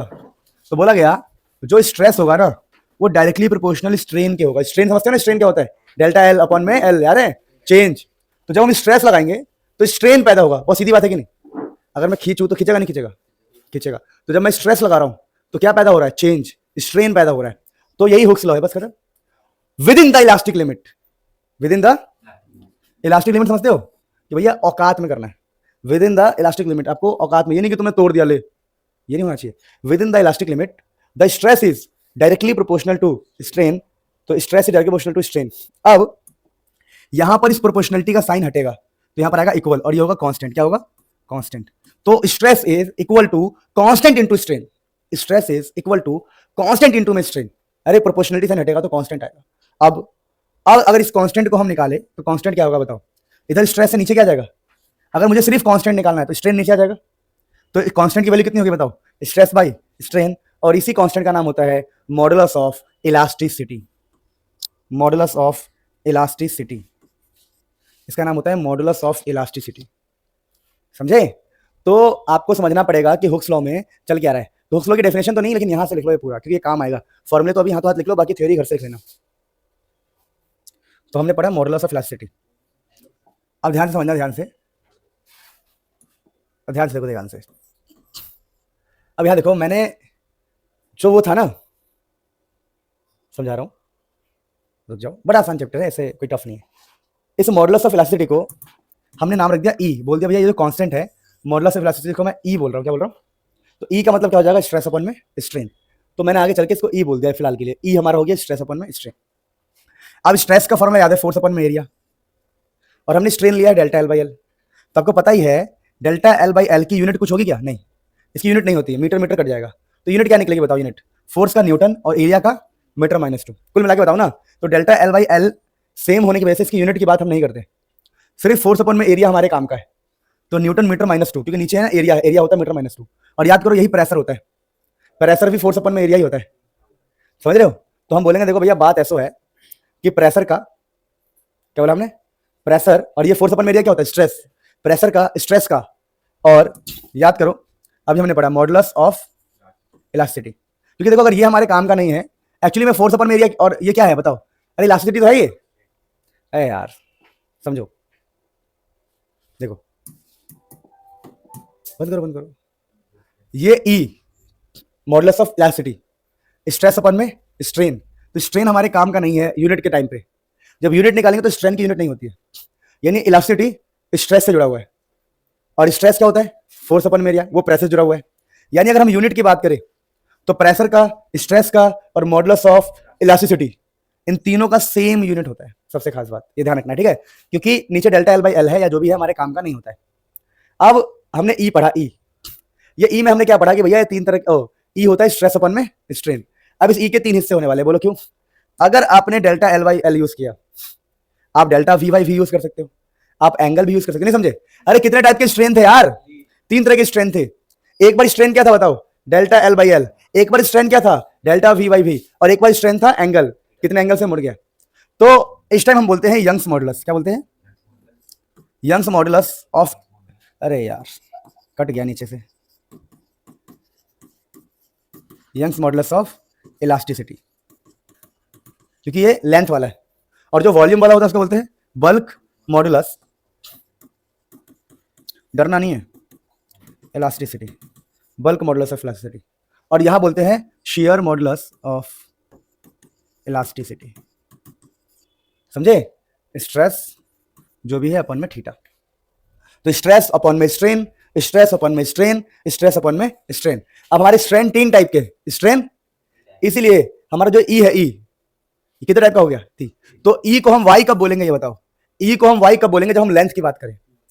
इसी ई को हम बीटा कब बोलेंगे? बीटा बताओ जब हम वॉल्यूम की बात करें। और इसी ई को हम नीटा, इसका नाम होता है नीटा, नीटा। इसी ई को हम नीटा कब बोलेंगे? नीटा जब हम इसकी बात करें, एंगल की बात करें। नहीं समझ में आया? यानी ई के अलग अलग सिंबल हो गए, स्ट्रेस अपॉन में स्ट्रेन। नहीं समझ में आया? देखो स्ट्रेस अपॉन में स्ट्रेन, तो मैं 3 बार अलग अलग स्ट्रेन डाले, लेंथ वाला, वॉल्यूम वाला और एंगल वाला। फिर मैंने कहा इसी ई को हम वाई बोला करेंगे पहले केस में, इसी को हम बीटा बोला करेंगे दूसरे केस में, इसी को हम नीटा बोला करेंगे तीसरे केस में। नोट कर लो, फिर हम आगे बढ़ते हैं। So Young's modulus, bulk modulus, modulus of elasticity, 3 चीजें बात करी थी। तो यहां पर हमारे पास यंग्स मॉडुलस है, स्ट्रेस अपॉन में डेल्टा एल बाई एल बता दिया था मैंने। बस इसको डिफाइन करना सिखा रहा हूं कि अगर एग्जाम में कभी आ जाए तो कैसे डिफाइन करते हैं। It is the ratio of longitudinal stress, ये होता है लॉन्गिट्यूडनल स्ट्रेस, लेंथ वाला है ना, to the longitudinal strain. Length वाले स्ट्रेस को लेंथ वाले स्ट्रेन से डिवाइड करेंगे तो कहलाएगा वाई, यंग्स मॉडुलस। एक्चुअली में इसका नाम ई था, याद है आपको? इसका नाम ई था, ई। हमने इसको वाई बोला है लेंथ वाले केस के लिए, तो इसको यंग्स मॉडुलस कहते हैं। बहुत ही आसान है। अब अगर हम फॉर्मूले को थोड़ा बनाए तो हम कैसे बनाएंगे? हम बोलेंगे देखो आपने सिखाया यंग्स मॉडुलस होता है स्ट्रेस अपॉन में डेल्टा एल बाई एल। तो लोगों ने कहा चलो एक काम करता हूं मैं, क्या काम करता हूं मैं, स्ट्रेस को खोल देता हूं। तो अगर हम स्ट्रेस को खोलेंगे तो हो जाएगा फोर्स अपॉन में एरिया, और डेल्टा एल बाई एल नीचे तो है ही, डेल्टा एल बाई एल। अब ये एल ऊपर चला जाएगा, तो यंग्स मॉडुलस क्या हो गया? एफ एल, एल बढ़ जाएगा ए डेल्टा एल। जहां डेल्टा एल से क्या तात्पर्य है? डेल्टा एल का मतलब होता है चेंज इन लेंथ। यहां से न्यूमेरिकल सॉल्विंग के लिए आप चाहो तो डेल्टा एल को यहां निकाल लो और वाई को वहां भेज दो, क्रॉस मल्टीप्लाई। तो delta L is equal to हो गया fly, F L A Y, fly. यानी जब भी आपसे कोई बोले भाई मेरे को इलोंगेशन निकालना है, इसका नाम होता है इलोंगेशन। इलोंगेशन मतलब कितना हमने इलोंगेट कर दिया, इलोंगेट मतलब खींच दिया। तो delta L is equal to fly, F L A Y, F L A Y, fly. Delta L is equal to fly. तो ये जो फॉर्मुले है न्यूमेरिकल में काम आता है। तो फिलहाल सिर्फ आप ये फॉर्मुला लिख लो जो मैंने आपको लिखवाया, ये रहा, ये लिख लो डेल्टा एल, ये वाला फॉर्मुला। फिर हम आगे बढ़ते हैं फटाफट इस चैप्टर में। दोस्तों अगला है हमारे पास बल्क मॉडुलस ऑफ इलास्टिसिटी। इसके अंदर क्या होता है दोस्तों, ध्यान से अगर आप देखेंगे तो साफ आपको दिखाई देगा, बल्क मॉडुलस ऑफ इलास्टिसिटी। इसमें चल क्या रहा है? Stress delta V by V. यहां पर एक माइनस साइन का भी इस्तेमाल किया जाता है, ये बहुत याद रखना। क्यों? क्योंकि ना हम वॉल्यूम की बात कर रहे हैं, वॉल्यूम घटा रहे थे, याद है आपको? ऐसे दबा रहे थे, तो यहां पर ये वॉल्यूम घट रहा है उसका, इसलिए माइनस साइन है। बल्क मॉडुलस ऑफ इलास्टिसिटी में क्या होता है? स्ट्रेस अपॉन में चेंज इन वॉल्यूम अपॉन में वॉल्यूम। तो the ratio of normal stress, एक स्ट्रेस लगा रहे हैं हम। नॉर्मल का मतलब पता क्या होता है? कि आप ना ऐसे उसे दबा रहे हो परपेंडिकुलरली, समझ रहे हो? नॉर्मल मतलब 90 डिग्री पे। नॉर्मल का मतलब क्या होता है? 90 degree. The ratio of normal stress to the volumetric strain, volume वाला strain, is called bulk modulus of elasticity. अब वही वाली कहानी अगर हम खोल देंगे, देखो स्ट्रेस हो जाएगा फोर्स अपॉन में एरिया, और नीचे क्या है? Delta V by V. अब ये वी कहां चला जाएगा बताओ? ऊपर चला जा सकता है। लेकिन एक और चीज मैंने कर दिया, दिख रहा है आपको? अब मैंने क्या क्या यहां करके दिखाता हूं। बल्क मॉडुलस होता है स्ट्रेस अपॉन में स्ट्रेन, और स्ट्रेन का मतलब है डेल्टा वी बाई वी। मैं क्या कर रहा हूं दोस्तों, ध्यान दो, मैं स्ट्रेस को खोल रहा हूं फोर्स अपॉन में एरिया, और ये डेल्टा वी बाई वी। अब फोर्स अपॉन में एरिया को हम प्रेशर भी कह सकते हैं, तो हमने बोल दिया माइनस का pressure delta V by V. ये एक तरीका हो सकता है याद करने का। या एक और तरीका क्या हो सकता है बताओ? अगर मैं प्रेशर ना बोलता, अगर मैं प्रेशर ना बोलता तो ये वॉल्यूम ऊपर चला जाता, तो बीटा क्या बन जाता बताओ? माइनस फोर्स अपॉन में एरिया, वॉल्यूम ऊपर गया और नीचे delta we, minus force upon में एरिया, वॉल्यूम ऊपर नीचे, इसका नाम क्या है? बीटा, मतलब बल्क मॉडुलस। अब आप ये फॉर्मूला याद रखो या मेन फॉर्मूला याद रखो, फर्क नहीं पड़ता, ये तो आसान बात है। काम की बात क्या है कि ये बहुत इंपॉर्टेंट है समझना, कंप्रेसिबिलिटी और बल्क मॉडुलस। बल्क मॉडुलस लिखा हुआ है, ये दोनों आपस में उल्टे हैं। बोलो कैसे? देखो खुद समझा। ये जो बल्क मॉडुलस है, आई डॉट ई का मतलब होता है डेट इज, पता है बात? ये जो बल्क मॉडुलस है, देखना इस वाले फॉर्मूले से पता लगेगा। बल्क मॉडुलस और चेंज इन वॉल्यूम दोनों आपस में क्या है बताओ? इनवर्स। अगर किसी का बल्क मॉडुलस अगर ज्यादा होगा तो वॉल्यूम में चेंज क्या होगा बताओ? कम। दोनों उल्टे है ना? मैं कह रहा हूं मैं किसी को दबा नहीं पा रहा हूं, किसी का वॉल्यूम चेंज नहीं कर पा रहा हूं। बोलो क्यों? अगर किसी का वॉल्यूम में चेंज नहीं कर पा रहा हूं, उसका बल्क मॉडुलस ज्यादा है, क्योंकि ये दोनों उल्टे है ना। अगर बल्क मॉडुलस ज्यादा है तो आप दबा नहीं पाओगे। यानी कि बल्क मॉडुलस ज्यादा होने पे वॉल्यूम में चेंज नहीं हो पाता है, यानी कंप्रेस नहीं हो पाता है। इसीलिए कंप्रेसिबिलिटी और बल्क मॉडुलस क्या होता है, उल्टा। किसी का बल्क मॉडुलस बहुत ज्यादा है, उसको कंप्रेस नहीं कर पाओगे, समझे? अगर किसी को कंप्रेस कर पा रहे हो तो उसका बल्क मॉडुलस क्या बहुत कम है, समझे बात को? यानी बल्क मॉडुलस ये बताता है कोई चीज कंप्रेस होगी कि नहीं होगी। वैसे ही अगर हम यंग्स मॉडुलस की बात करें तो यंग्स मॉडुलस आपको क्या बताता है? यंग्स मॉडुलस आपको ये बताता है, यह यंग्स मॉडुलस, समझना, यंग्स मॉडुलस आपको ये बताता है, देखो क्या बताता है। यंग्स मॉडुलस आपको बताता है कि y इज, ये रहा देखो, y is inversely proportional to change in length. अगर किसी का यंग्स मॉडुलस बहुत ज्यादा है, उसके लेंथ में चेंज नहीं कर पाओगे। यंग्स मॉडुलस ज्यादा होने से उसके लेंथ में चेंज नहीं कर पाओगे। यानी बल्क मॉडुलस, यंग्स मॉडुलस कहीं ना कहीं मजबूती का प्रतीक है। मैं कहता हूं ये एक चीज है, इसका यंग्स मॉडुलस बहुत ज्यादा है। अगर इसका यंग्स मॉडुलस बहुत ज्यादा है तो उसके लेंथ में चेंज नहीं कर पाओगे, क्योंकि दोनों आपस में क्या है, उल्टा। यानी बल्क मॉडुलस, यंग्स मॉडुलस या मॉडुलस ऑफ इलास्टिसिटी मजबूती का प्रतीक है। स्टील का यंग्स मॉडुलस बहुत ज्यादा होगा, रबर का यंग्स मॉडुलस कम होगा, क्योंकि स्टील का लेंथ चेंज करने में तुम्हारा चेंज हो जाएगा, और रबर का तुम ऐसे ही चल तेरी, रबर जैसा, मैं स्टील जैसा। मजाक कर रहा हूँ भाई, मजाक कर रहा हूँ। रबर ही अच्छा है, स्टील से फायदा नहीं है, ठीक है? कहानी समझ में आई? तो ये हमने पढ़ा बल्क मॉडुलस वाली बात। वैसी मॉडुलस ऑफ रिजिडिटी या शियर मॉडुलस, ये क्या होता है? Tangential stress by shear strain. Tangential stress लगा रहे हो और स्ट्रेन कौन सा है? शियर, बताया था मैंने। ये एंगल वाले को शियर स्ट्रेन कहते हैं, वही फोर्स अपन में थीटा। ये तो बता चुका हूं मैं, इसको बताने की इतनी नीड है नहीं, और वैसे भी यूज नहीं होता है। अब कहानी अटकती है यहाँ पे, ये आपका बड़ा मेन है समझना आपको। Stress strain curve for a metallic wire, stress strain curve for, ये एग्जाम में आता है पक्का। अब इसके लिए आपको ना कहानी समझनी पड़ेगी। कहानी क्या है? मान लो एक स्प्रिंग है, उस पर आपने 10 न्यूटन का फोर्स लगाया, समझना, एक स्प्रिंग पर 10 का फोर्स लगाया, यानी कि स्प्रिंग को आपने खींचा, खींचोगे तो नीचे आ जाएगा, फिर फोर्स जीरो कर दिया, मतलब छोड़ दिया। स्प्रिंग था यहाँ पे, इसे खींचना स्टार्ट किया, फिर खींचा हुआ है, अब फोर्स जीरो करने का मतलब इसको छोड़ दिया, तो छोड़ने से वो लौट गया, दिख रहा आपको? छोड़ने से वो लौट गया।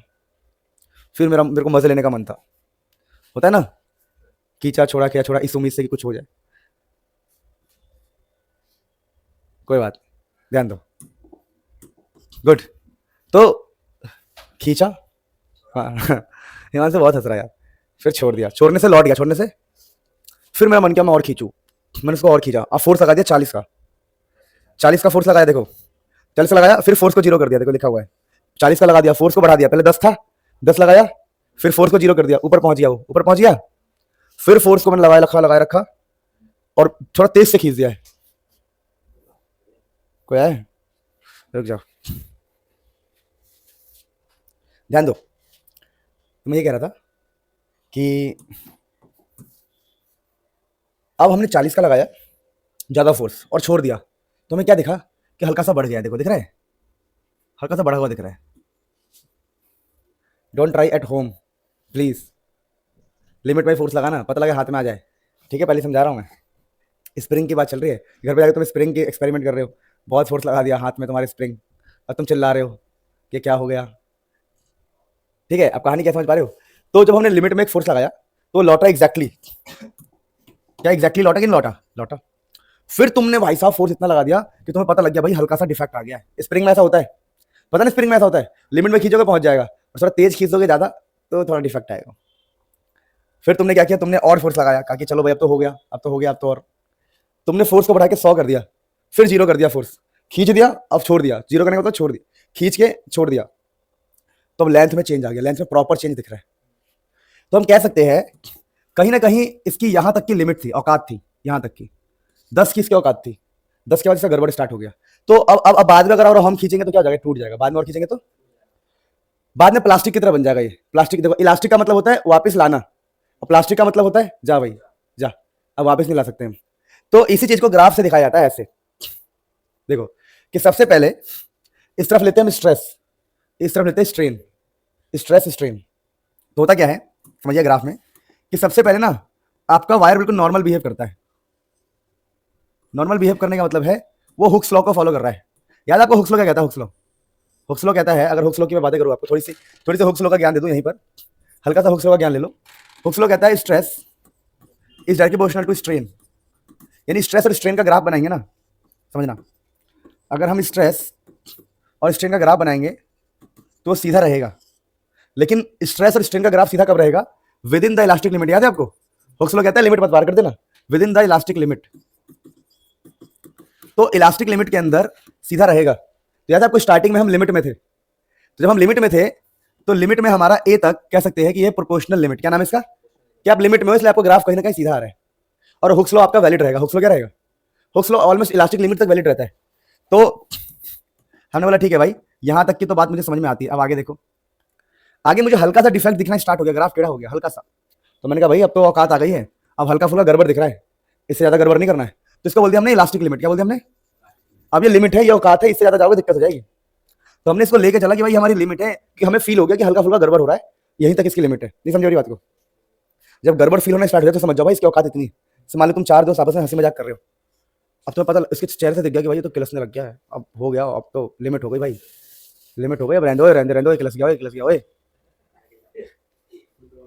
ओए किलस गया, ओए रहने दे। हाँ, और कुछ लोग जाके उसको उंगली करेंगे, भाई मम्मी के लिए बोल गया भाई, भाई बाप पे चला गया भाई, लिमिट पार हो गई अब। उधर से बोलेगा हाँ सही कह रहा भाई, भाई कुछ भी बोल रहे हो भाई, हंसी मजाक कर रहे हो, माँ बाप पे क्यों जा रहे हो, घर पे क्यों जा रहे हो भाई? गलत गलत बोला उसने, अब इसको चढ़ जाएगी अंदर से, बस ये निकालेगा अपने अंदर से बेल्ट।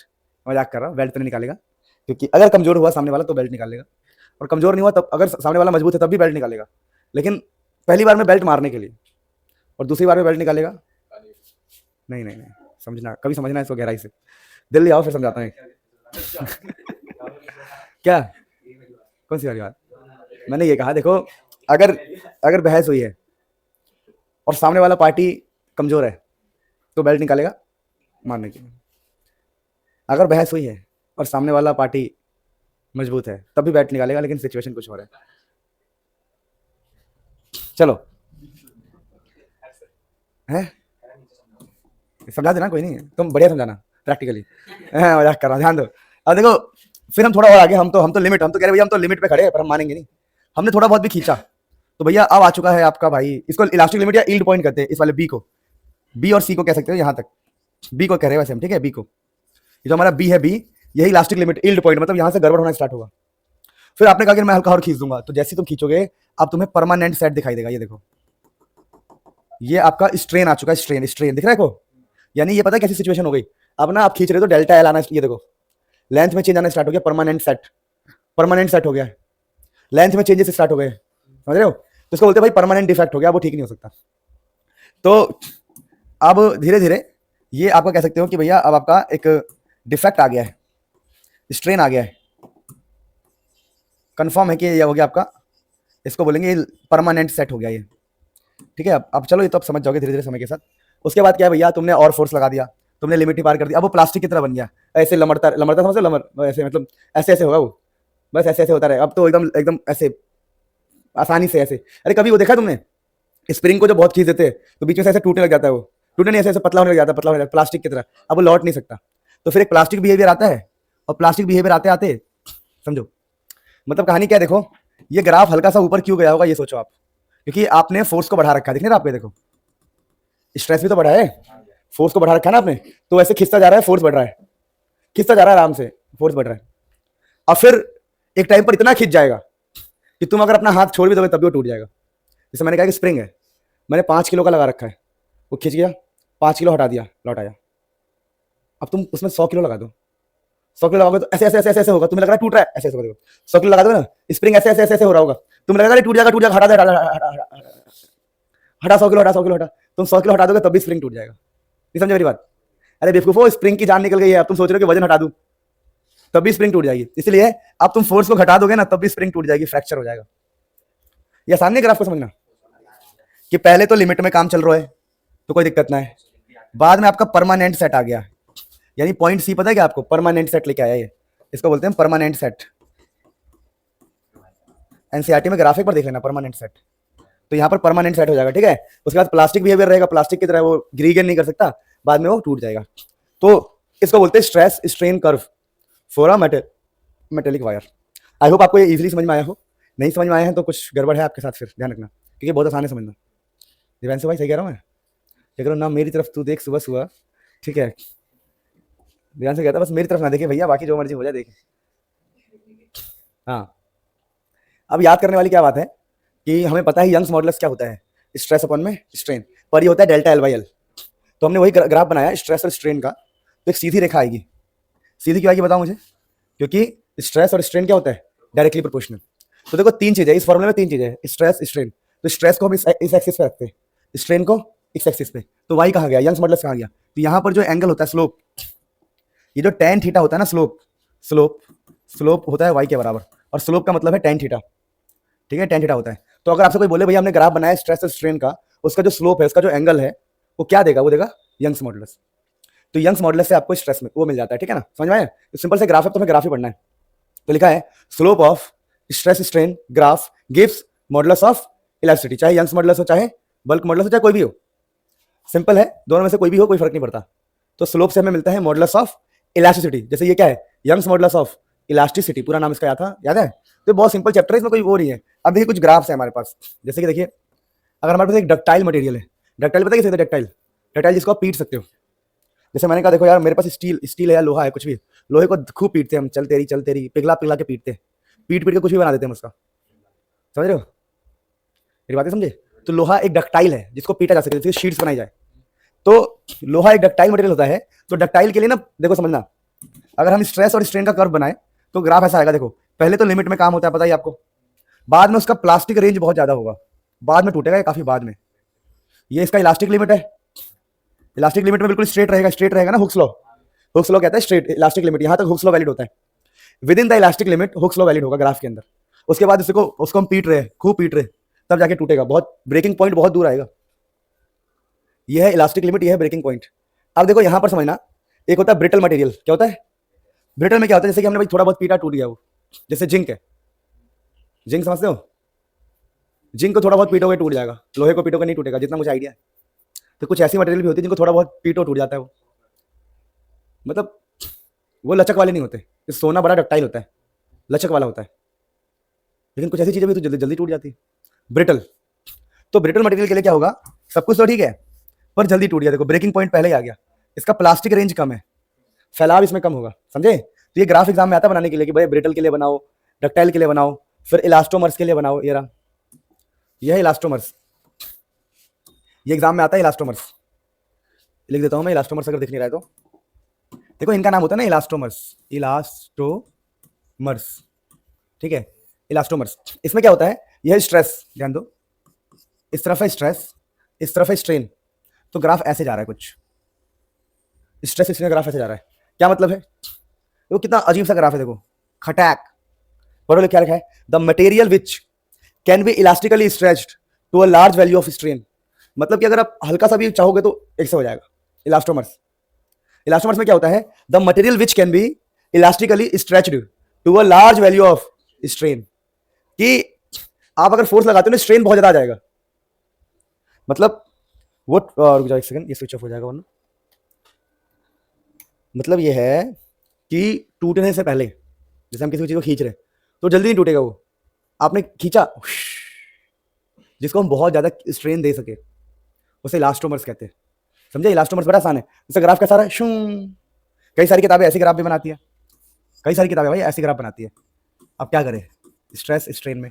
आप एक बार एनसीईआरटी चेक कर लो, जो आपको अच्छा लगे वो बना लेना, ठीक है? बहुत सारी किताबें ये बनाती है, बहुत सारी किताबें ये बनाती है। तो इलास्टोमर्स होता है जिनको ज्यादा स्ट्रेन दे सके, ज्यादा खींच सके। स्ट्रेन मतलब चेंज इन लेंथ, याद है आपको? स्ट्रेन का मतलब होता है चेंज, ठीक है? और ये हुक्स लॉ को फॉलो नहीं करते भाई, क्योंकि हुक्स लॉ कहता है स्ट्रेट होना चाहिए। क्या होना चाहिए? यहाँ तो स्ट्रेट है ही नहीं, तो हुक्स लॉ को फॉलो नहीं करता। Elastomers do not follow Hooke's law. बाकी दुनिया जहां की चीजें हुक्स लॉ को फॉलो कर सकती है, जिनमें भी स्ट्रेट हो, तो हुक्स लॉ को फॉलो नहीं करता। तो ये स्ट्रेस स्ट्रेन का अगर हम बनाएंगे तो ऐसा ग्राफ आएगा यू, ठीक है? तो ज्यादा बेहतर ग्राफ कौन सा लग रहा है आपको? मेरे को इन सब में सबसे बेहतर ये वाला लगता है, और ये वाला लगता है।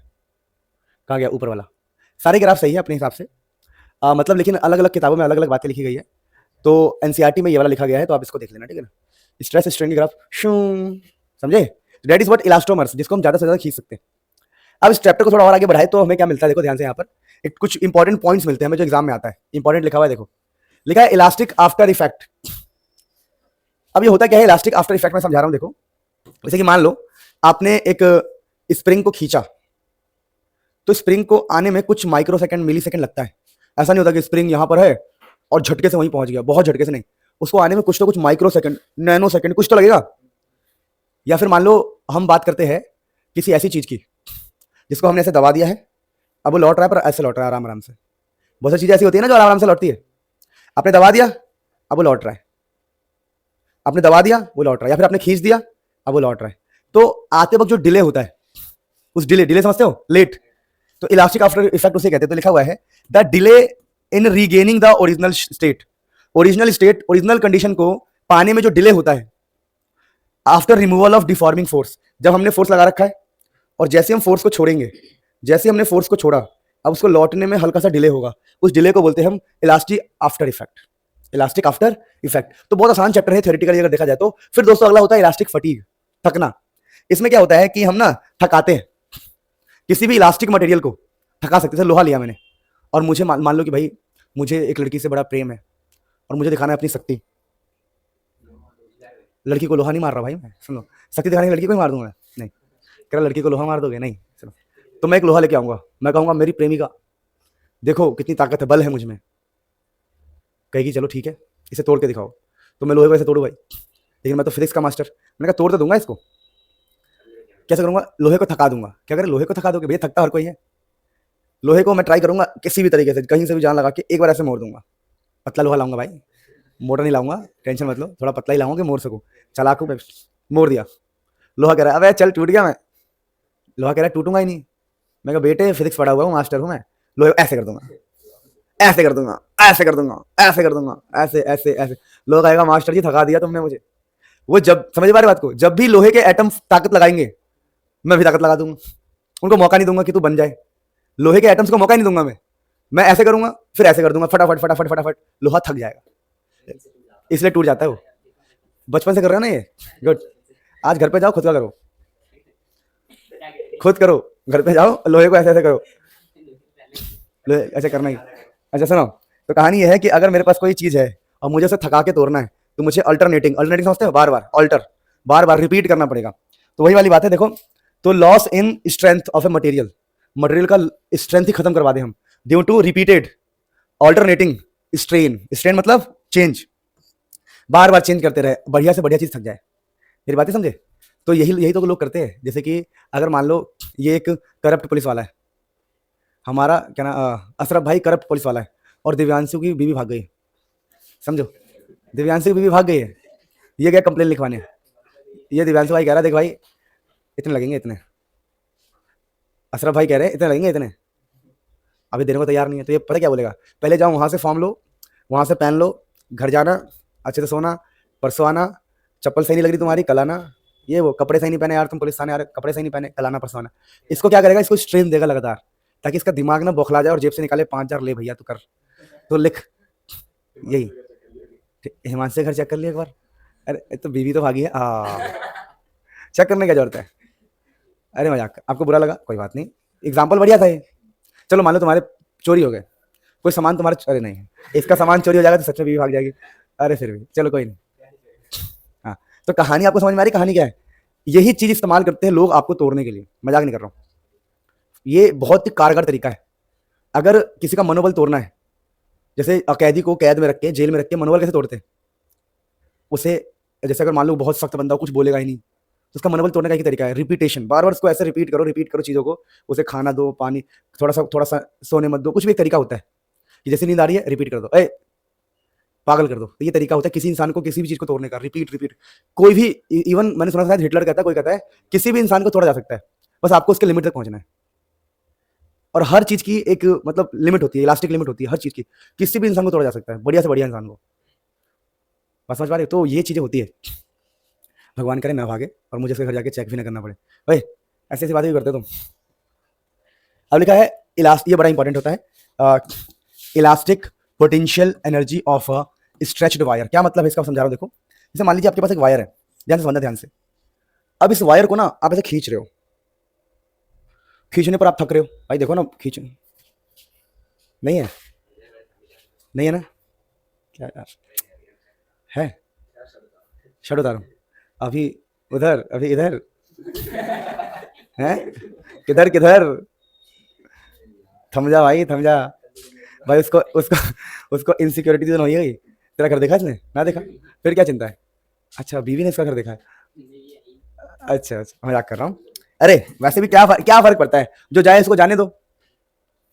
वो सुना है तुम लोगों ने? है? नहीं आ जाएगी, अच्छा बेटे। मतलब वही है ना। चलो, ऐसा होता होगा। तो कहानी क्या है कि अगर मैं किसी वायर को खींचूंगा तो खींचते वक्त मैं थकूंगा। मान लो सुबह सुबह मैंने सेब खाया, अनार खाया, नारियल पानी पिया, बहुत ताकत है, आया मैं वायर खींच रहा हूँ, ओ तेरी थक गया मैं। तो मेरी एनर्जी कहाँ गई?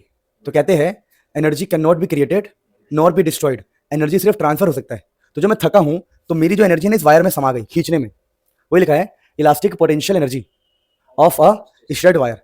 स्ट्रेच्ड वायर, अगर वायर को खींचोगे तो आपकी एनर्जी वायर को खींचने में चली जाएगी, वायर को खींचने में चली जाएगी। तो इसका डेरिवेशन बड़ा आसान होता है। देखो हम क्या कहते हैं, हम कहते हैं कि देखो कि स्टार्टिंग में कोई फोर्स नहीं है, इनिशियल रीस्टोरिंग फोर्स इज 0, और हमने वायर को खींच के कितना लगा दिया, डेल्टा एल।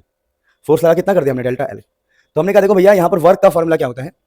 वर्क का फॉर्मूला होता है average force and increase in length. अरे वर्क का फॉर्मूला होता है फोर्स इंटू डिस्प्लेसमेंट, नहीं समझे? वर्क का फॉर्मूला होता है फोर्स इंटू में डिस्प्लेसमेंट। अब समझना फोर्स के बारे में। तो दिक्कत पता है दिक्कत क्या है? दिक्कत यह है कि यहां पर ना एवरेज फोर्स का कॉन्सेप्ट लिया गया है। पहले दादू, अगर हम एवरेज फोर्स का कॉन्सेप्ट नहीं लेंगे तो हमें इसको इंटीग्रेशन से सॉल्व करना पड़ता है, जो बहुत ही एक लंबा प्रोसेस होता है और जो बच्चों को समझ नहीं आता। तो बहुत सारी किताबों में, बहुत बड़े बड़े बुक्स में बोला है आप एवरेज फोर्स लो। एवरेज का मतलब होता है स्टार्टिंग में कितना था, बाद में कितना है, बाई 2। तो हमने स्टार्टिंग में फोर्स माना है 0 और बाद में फोर्स लगाया है F। तो इन दोनों को हम ऐड करके 2 से डिवाइड कर देंगे तो ये कहलाएगा एवरेज फोर्स। नहीं समझे एवरेज कैसे लेते हैं? सभी को जोड़ के जितने नंबर है उससे डिवाइड करते हैं। तो बोला गया देखो वर्क का मतलब होता है फोर्स इंटू में डिस्प्लेसमेंट, और डिस्प्लेसमेंट कितना है बताओ, डेल्टा एल। डेल्टा एल है ना। तो एवरेज फोर्स इंटू में डिस्प्लेसमेंट, तो एवरेज कैसे निकालेंगे? पहले फोर्स माना 0, बाद में F, 0 प्लस F/2 इंटू में डेल्टा एल। अब तो यहां से क्या बन गया देखो, वर्क बन गया 1/2 F into delta L, F into. अब ये जो वर्क है, this work stored as a potential energy of wire. यही वर्क जो हमने वर्क किया है, जो हमने ताकत ली है, वही वायर में एनर्जी की तरह बन जाएगा। मेरी बात समझे? इसीलिए बाद में इसका सिंबल हम ऐसा कर देंगे वर्क। इसी वर्क को मैं एनर्जी बोल दूंगा, जो 1/2 क्या है देखो, 1/2 work is equal to 1/2 F into में डेल्टा एल। इसी को मैं क्या बोल दूंगा, एनर्जी। तो ये हमारा एनर्जी का फॉर्मूला हो जाएगा, energy, energy is equal to 1/2 F into में डेल्टा एल। ये हमारा एनर्जी हो जाएगा, समझे? तो इसी को बोलते हैं हम इलास्टिक पोटेंशियल एनर्जी। लेकिन ना इसमें कुछ चेंजेस किए गए, आपका आंसर आ चुका है पर कुछ चेंजेस किए गए। देखो बोला गया हम निकालेंगे energy per unit volume. Per unit का मतलब होता है डिवाइड करना। तो कह रहा है अगर हम एनर्जी को वॉल्यूम से डिवाइड कर देंगे तो क्या होगा? तो हमने कहा करके देख लेते हैं।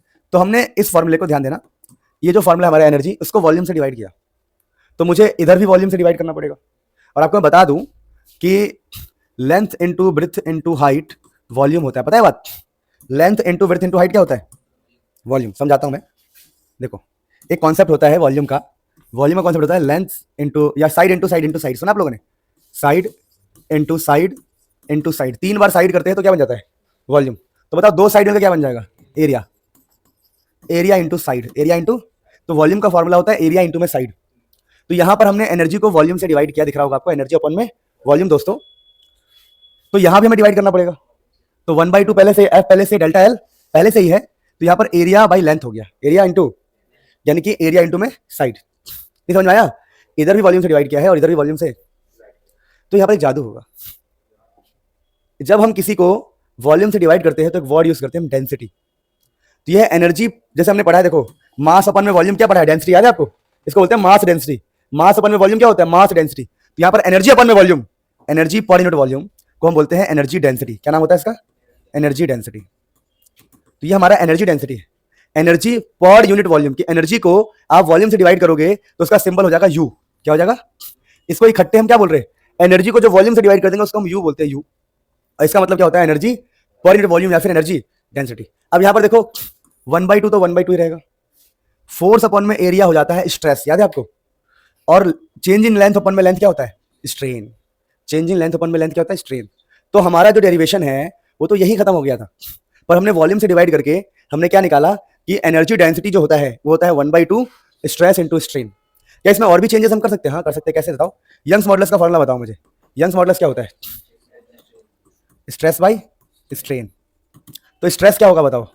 वाई इन बताओ, वाई इंटू स्ट्रेन। स्ट्रेस क्या हो गया बताओ? Y into strain. तो आप चाहो तो यहां पर स्ट्रेस की जगह भी पुट कर सकते हो। सोचो नया फॉर्मूला क्या बन जाएगा? Energy per unit volume. बताओ एनर्जी के साथ वॉल्यूम भी है, वी मतलब छोटा सा वी क्या इंडिकेट कर रहा है? वॉल्यूम। तो हो जाएगा 1/2। स्ट्रेस की जगह पर क्या पुट करना है हमें? स्ट्रेस की जगह पर वाई इंटू में स्ट्रेन। हाँ वाई हो जाएगा, देखो यहां पर वाई होगा और 2 बार स्ट्रेन हो जाएगा।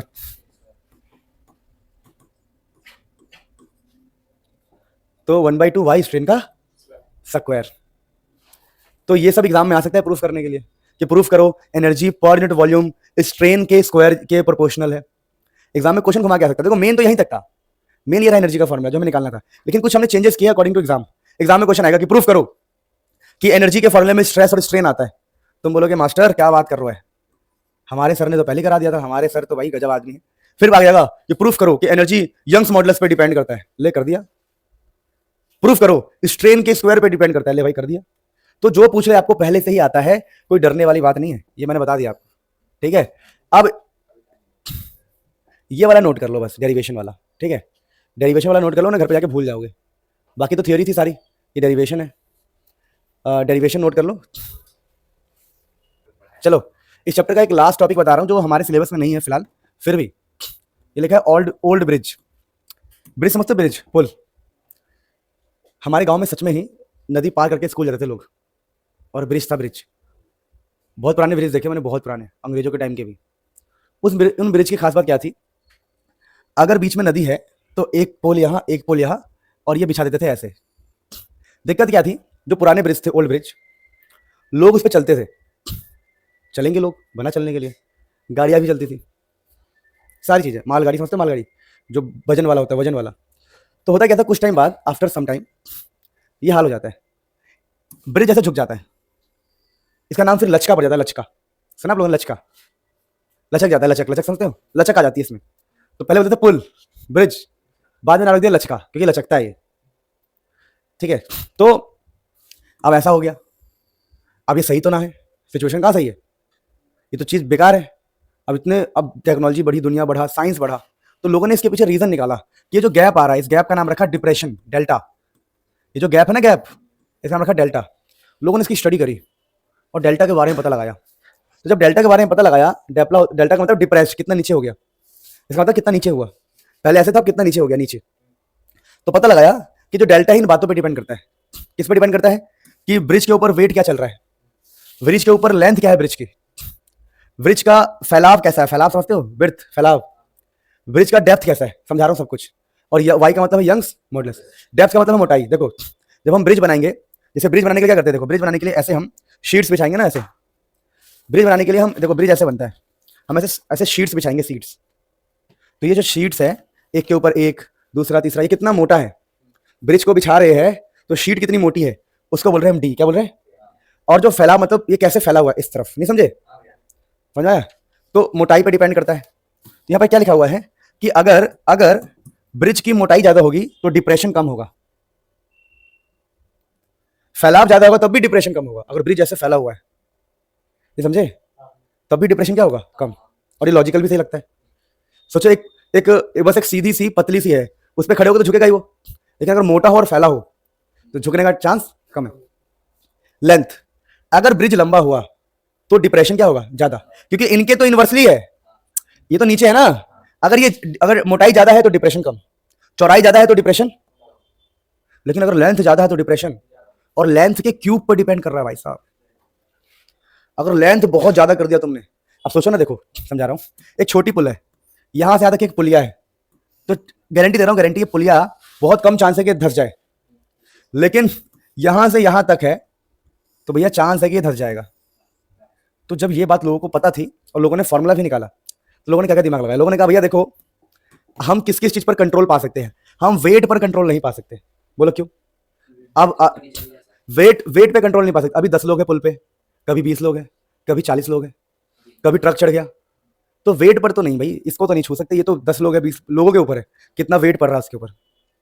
कंट्रोल यंग्स मॉडुलस पे हम पा सकते हैं अगर हम मजबूत यूज करें, स्टील यूज करें, लोहा यूज करें, जिसका यंग्स मॉडुलस ज्यादा हो। तो हम मटेरियल यूज करते हैं लोहा या स्टील।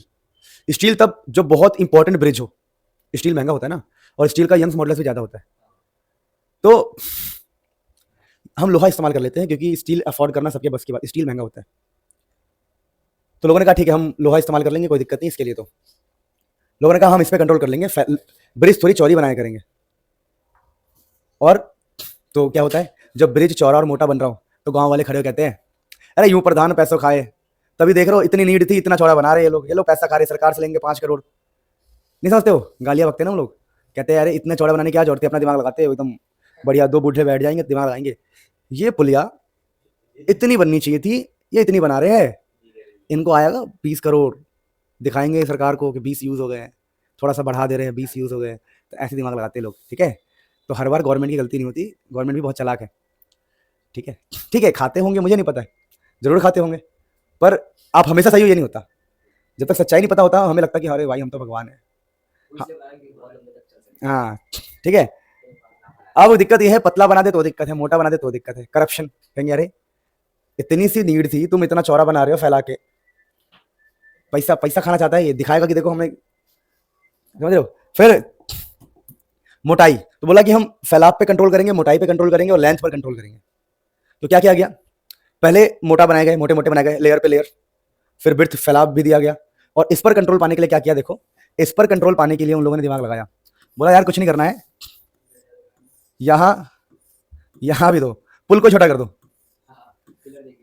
पिलर दे दिए, इससे क्या होगा, इससे अब आपके, अब देखो अब इस एक पुल बन गया ये, जिसकी लेंथ क्या है कम, और दूसरा पुल यहां से जोड़ दिया और तीसरा पुल यहां से जोड़ दिया, यानी ये बोला क्या हो गया, अब एक पुल नहीं बनाएंगे, बहुत सारे पुल बनाएंगे पिलर डाल के। तो बताओ क्या इन दोनों के बीच का लेंथ कम हो गया, लेंथ कम हो गया, तो इस प्रकार से लेंथ को कम किया गया, समझे। फिर भी एक और चीज, अब जब लोगों को पता लगा कि अगर, देखो समझो मेरी बात को, छोटी सी बात, एक और बात लोगों को पता लगा कि जब वो पुल बना रहे थे ना, तो लोग ऐसे पिलर देते थे, ऐसे पिलर। अब इस पिलर की कॉस्टिंग बहुत ज्यादा आती है, बहुत मोटा पिलर होता है, मोटा। तो लोगों को एक आइडिया पता लगा, क्या पता लगा, कि हम पिलर ऐसा बनाएंगे ना, ऐसा आई शेप, ऐसा ऐसा अगर हम पिलर बनाएंगे, ऐसा पिलर आई टाइप का, आई मेट्रो में जैसा होता है, तो तब भी इसके बराबर ही मजबूत होगा, इससे ज्यादा ही होगा।